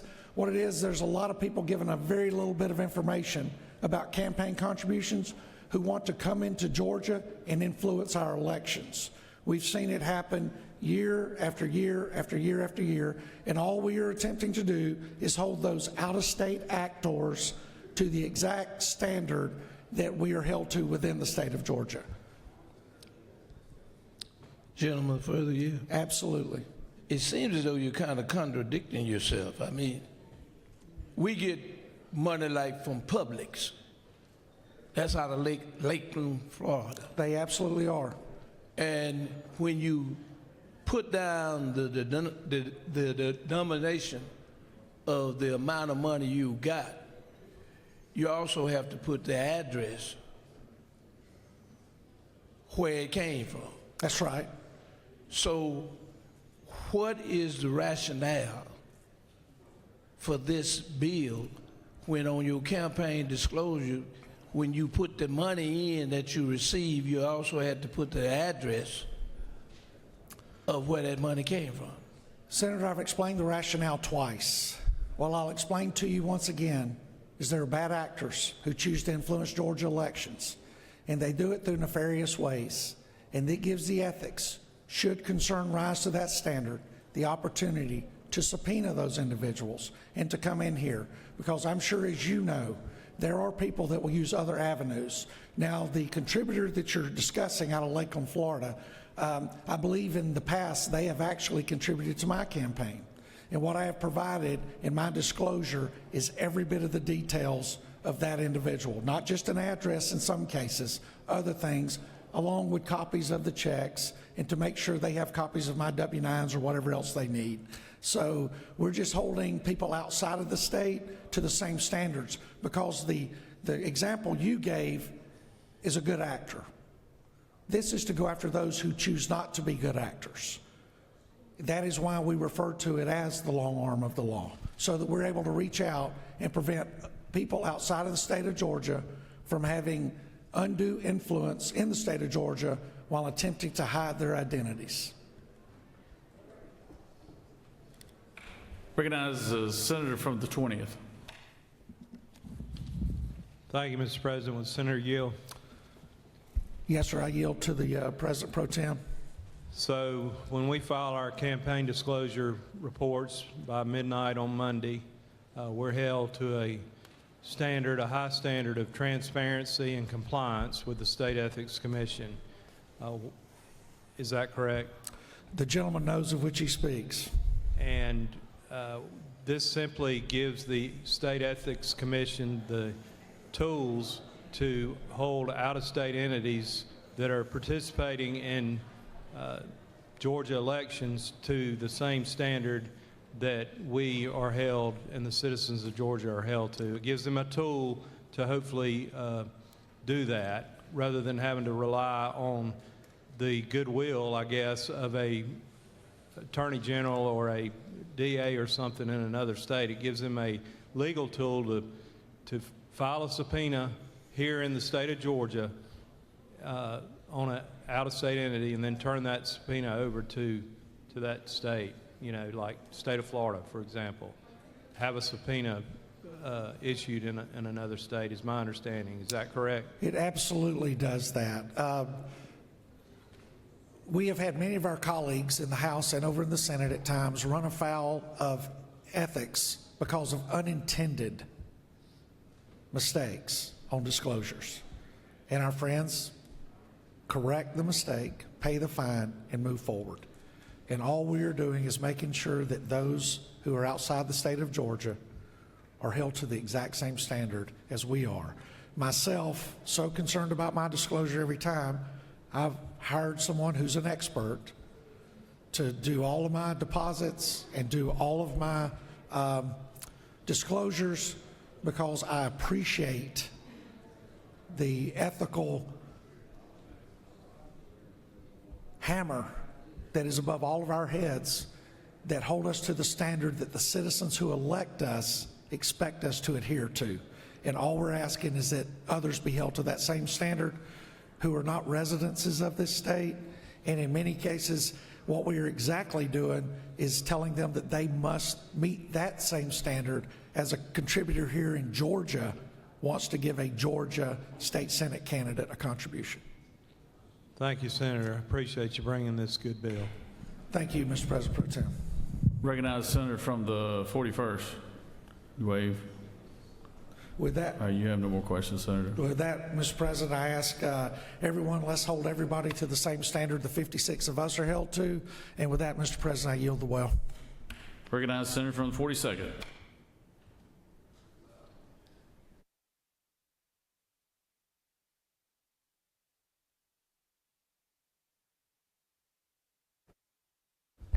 Thank you, Mr. President. I just want to make sure we're clear. This bill is not as exciting as some people want to make it. This bill has nothing to do with any campaigns going on right now. This bill was filed over a year ago. This bill simply says that if we're going to have outside groups like a super PAC that is pouring money and doing politicking in our state for a candidate, that they'll play by the same rules the rest of us play by. If you vote against this bill, then what you're saying is that folks inside our state have to play by the rules, but folks on the outside are not held accountable. Without passing this, our Ethics Commission can't go and even investigate these outside groups. We have to have this tool for our Ethics Commission to go and make certain that groups that pour money into our state want to influence our elections, for a particular candidate, have to play by the same rules everybody else plays by. And that's all this bill is doing. And I just want to make sure we're clear for the record. This is something that'll make everybody play by the same set of rules in our campaign. So happy to take any questions.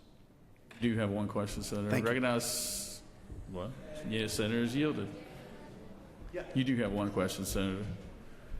Recognize Senator from the 9th. Thank you, Mr. President. So I'm a little unclear how we're determining what a bad actor is. You all keep saying it, but under what conditions are you saying is a bad actor, and how is that verified? And you see them on there, so can you elaborate on that? Yeah, it's a great question. So we don't know who the bad actors are without the ability to investigate.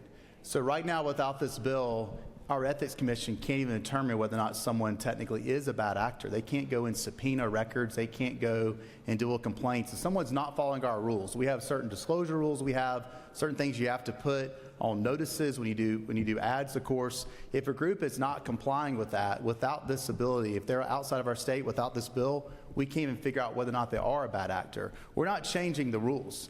This bill does not determine who's good or bad or who can influence our elections, who can play in elections. All this bill is saying that we will now have the tools to hold the people outside of our state accountable just like the people inside our state are. Does Senator further yield? Yes. Yes, I got that, and I understand that this piece of legislation would allow you to be able to go after a bad actor, but it still has not answered my question. How are you determining what a bad actor is? Even if we pass this bill, are you going to look at a name and say, well, hey, that looks kind of nefarious, it looks like a bad actor? So I am trying to establish where in this bill this puts guardrails and kind of some rules on what you are establishing as a bad actor. Well, it's a whole different topic. This bill does not establish who a good or bad actor is.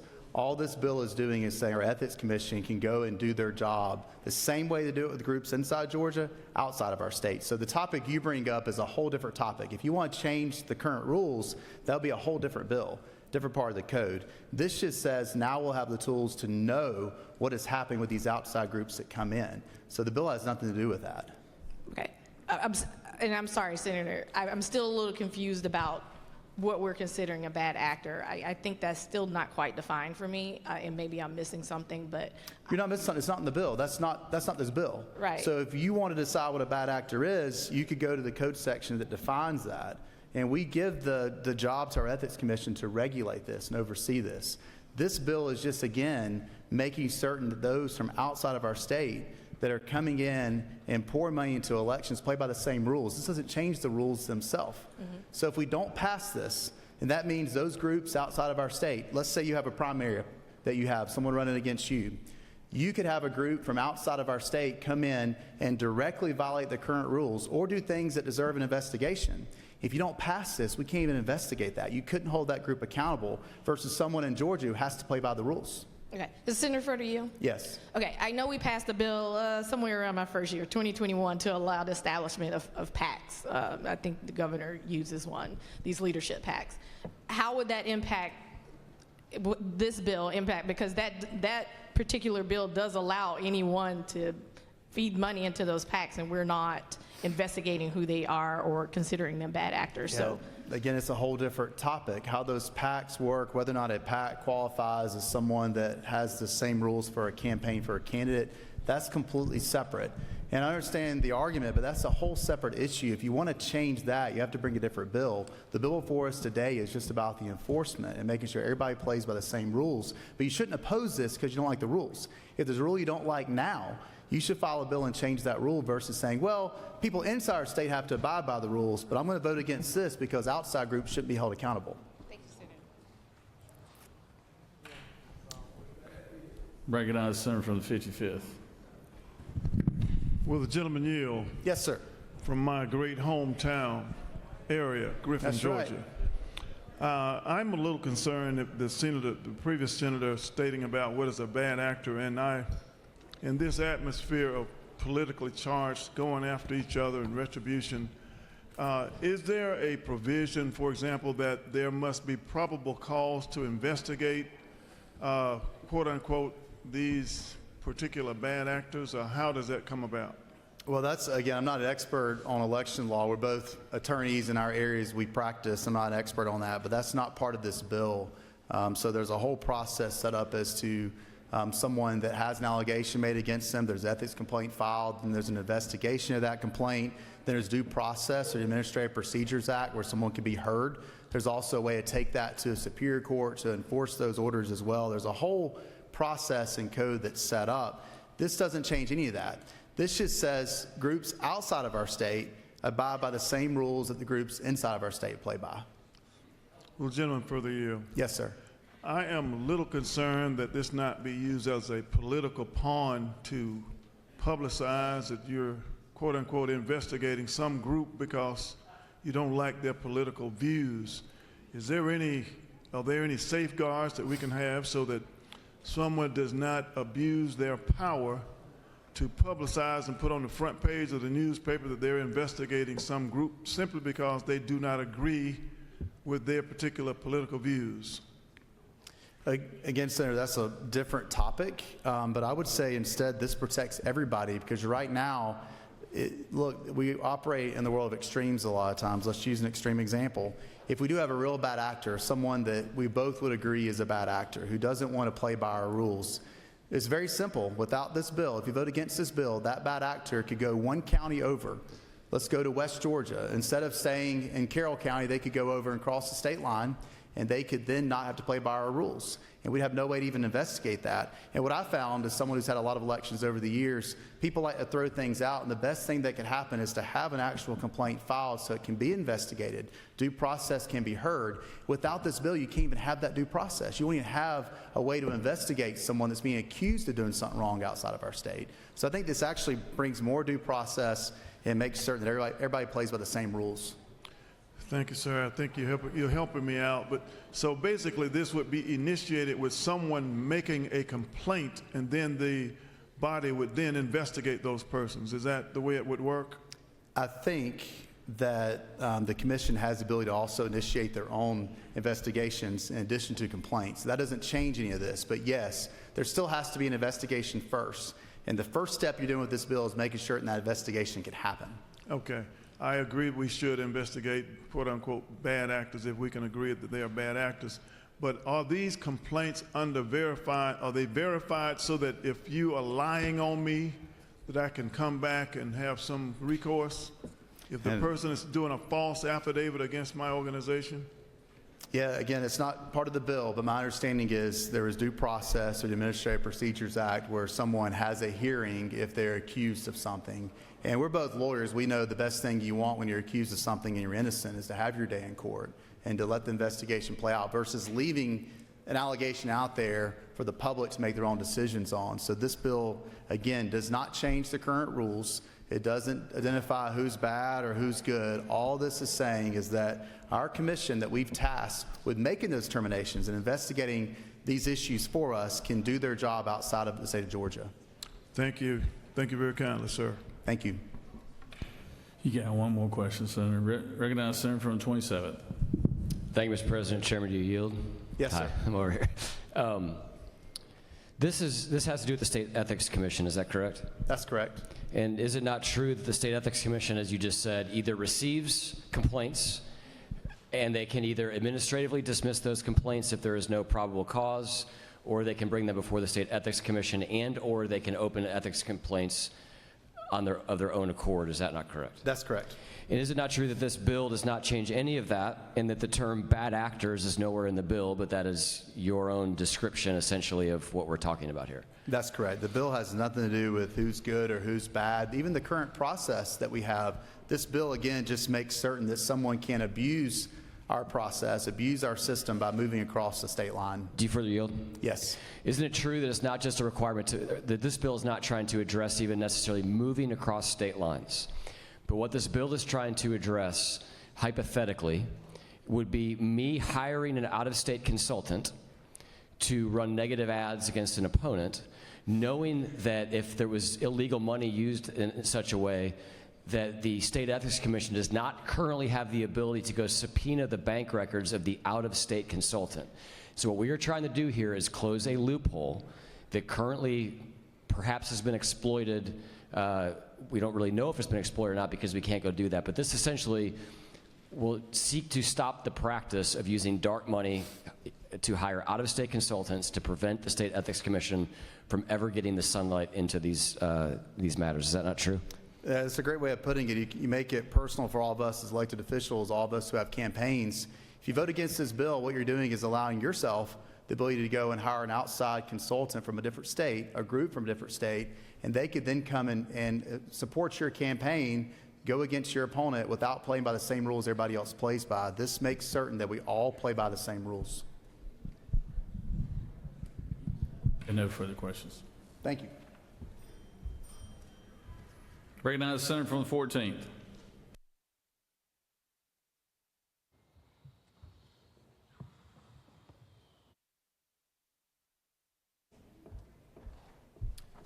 Thank you, Mr. President. Colleagues, I rise in support of the legislation brought by the senator from the 29th. And senator from the 42nd, you got to promise not to clip this video, but basically everything that the senator from the 42nd said on this bill I agree with, I think is correct. Not even remotely close, Mr. Leader. This is a jurisdictional bill, and I want to speak briefly about the code section that follows 91090, which defines a non-resident, and that code section is 91091, which is Georgia's long-arm statute, which determines what rights in-state citizens have vis-a-vis out-of-state residents. Now, this is a funny one. This is a funny story, Senator from Forsyth County. I don't know if you remember this, but you had a former colleague, Zara Karenchek. I can say her name. She's not here. Wonderful person, and helped connect me to some senators when I was serving in the state house. And I said, I'd love to work on this long arm issue. And Zara was like, listen, buddy, I got just the guy for you. So she connects me with the senator over here, and we had a phone call. This is years and years ago, and I was trying to pitch this guy on the long arm statute that we need to expand it, okay? There's two ways that Georgians' rights against people out of state in this state are constrained. Two ways. One is what's called the federal constitution, due process, right? That, you can imagine why if we just want to sue some person in Alaska who's never been to Georgia, knows nobody from Georgia, why that might not be fair, right? To force them to come to Georgia courts to defend against some kind of lawsuit. So the federal constitution has a basic guarantee that it's got to be fair, but then the other thing is our own state laws, Georgia state laws, limit the ability for Georgia residents to go after out-of-state businesses if they do something wrong. And that's actually a pretty significant area of Georgia's rights that we are curtailing for no reason except we've just decided to tie our own shoelaces together. This is the pitch I was giving the good senator a few years ago. And it's not like some kind of trial lawyer defense thing. It's about Georgians and our ability to protect our rights vis-a-vis people who are out of state. So a good example of that is if somebody from out of state says something defamatory or, concocts some kind of business interference plan or fraud, and they have very few contacts with Georgia, but they target their harm into Georgia, there's not a guarantee that Georgia law allows Georgia citizens to sue them in Georgia court the way that the Georgia laws are currently written. So it's not just the ethics issue, it's actually a range of issues where Georgia law underprotects Georgia citizens' rights vis-a-vis people out of state. So I think this is a really good bill. It's a really good bill because it basically says if there's out-of-state problems, it's, again, I don't want to toot you guys' horn too much today, but what you just heard from the senator from Forsyth and the senator from the 42nd about the ability for somebody to use an out-of-state entity to harm what's happening in state is absolutely correct. And this doesn't change the underlying ethics laws. Again, if you want to change the ethics laws, you got to go into a different part of the code. So this is a good bill. It is in line with other reforms we also need to increase Georgians' rights vis-a-vis people out of state who might do harm, and I'll be voting yes on this legislation today. Happy to take any questions. You do have a couple questions, Senator. Recognize the senator from the 41st. Thank you, Mr. President. Does Senator yield? I do. Just to help some of my colleagues with a timeline here, isn't it true that this bill was brought forward last session before certain activities that are on TV on a regular basis began? Yeah, that's right. And the other thing I'll say, and I think the minority party finds ourselves in this situation a lot, where look, we're not always going to agree with the majority party's administration. You know, if the executive, if the governor is from a different party, we're not always going to agree with the way that the laws are enforced. But I think there's a basic fairness and, you know, conscience test by us. If we were in charge, would we like to have the authority to go out of state and regulate what somebody does out of state in our elections? I think the answer to that is yes. If, you know, the basic operation of governance requires that you have the authority that you need to go after people who are violating our laws. And I do think there's a loophole right now where out-of-state actors are able to do that. And the timing, I think, absolutely suggests that there is no specific intention in this bill to address anything we're seeing right now. Do you further yield? I do. Isn't it true that this can impact legislators on either side of the aisle in both ways, that all of us are vulnerable to this type of behavior regardless of party? Senator, I aim to earn my rule of law messaging. I aim to earn my annoying speeches about how the rule of law matters. And so if I want to earn those talking points with my colleagues, one good faith way to do that is to acknowledge that, yes, this is basic, good government, meat and potatoes stuff. And I would like for Georgians' rights to be robust as to out-of-state actors that potentially do harm. Thank you, Senator. You have no further questions? Thank you, Mr. Senator? President. Look at us all getting along in here today. I tell you what, over a House bill, nonetheless. A year-old House bill. I'll still get blamed for it, don't worry. All right. Any other senator for or against this measure? Does any other senator wish to speak for or against the measure? Chair hears none. Is there objection to the previous question being ordered? Chair hears none. The previous question is ordered. Question is on the adoption of the committee substitute. Is there objection to the adoption of the committee substitute? Hearing none, the committee substitute is adopted. Is there objection to agreeing to the report of committee which is favorable to the passage of the bill? Chair hears none. The report of committee is agreed to. Is there objection to the main question being ordered? Chair hears none. The main question is ordered. The question is on the passage of the bill by substitute. All those in favor vote yea. All opposed nay. Secretary, unlock the machine.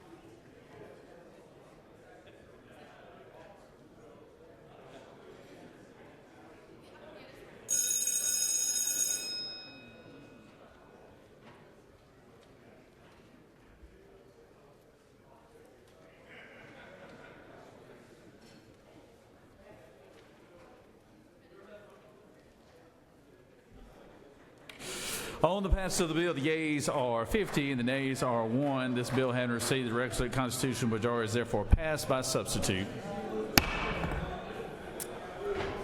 We have a message from the House. Secretary, read the caption. Mr. President, the House has passed by the requisite constitutional majority the following bill of the House. House Bill 973 by Representative Burns of the 159th and others. A bill to be entitled an act to amend an act making and providing appropriations for the state fiscal year beginning July 1st, 2025 and ending June 30th, 2026, known as the General Appropriations Act. We'll sign it to appropriations.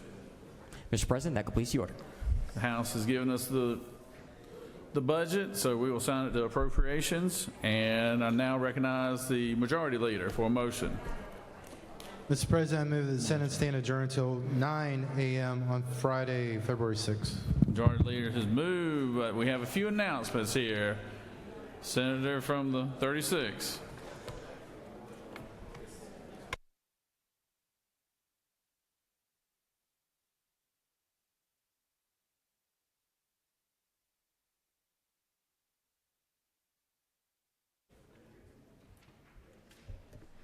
Mr. President, colleagues, quick announcements. You have on your desk the Georgia Working Families Legislative Caucus invitation today to a luncheon in LOB 307, that's CLOB 307, and the topic is top priority housing and homeless issues that we're grappling with here in the state and here in this legislative session.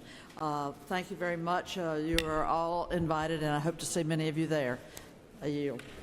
Senator from 39th, do you have a message or announcement?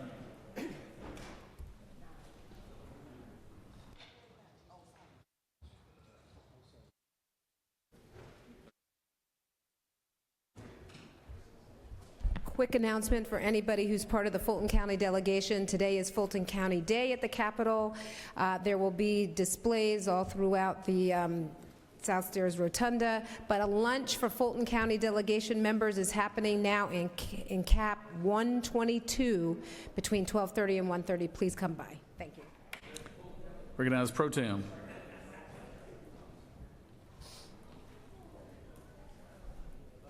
Thank you, Mr. President. I know it's already been said, but just don't forget we're gaveling in at 9 a.m. tomorrow morning. And tomorrow is John Bullock Day. If you don't know what that is, ask one of your more seasoned colleagues. Thank you very much. Recognize Senator from the 4th.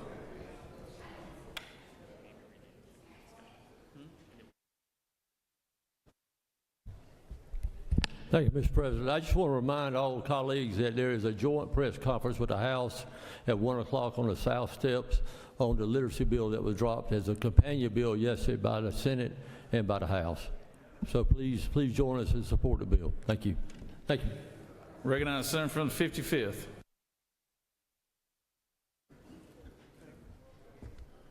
My colleagues, on your desk was something for Faith and Clergy Appreciation.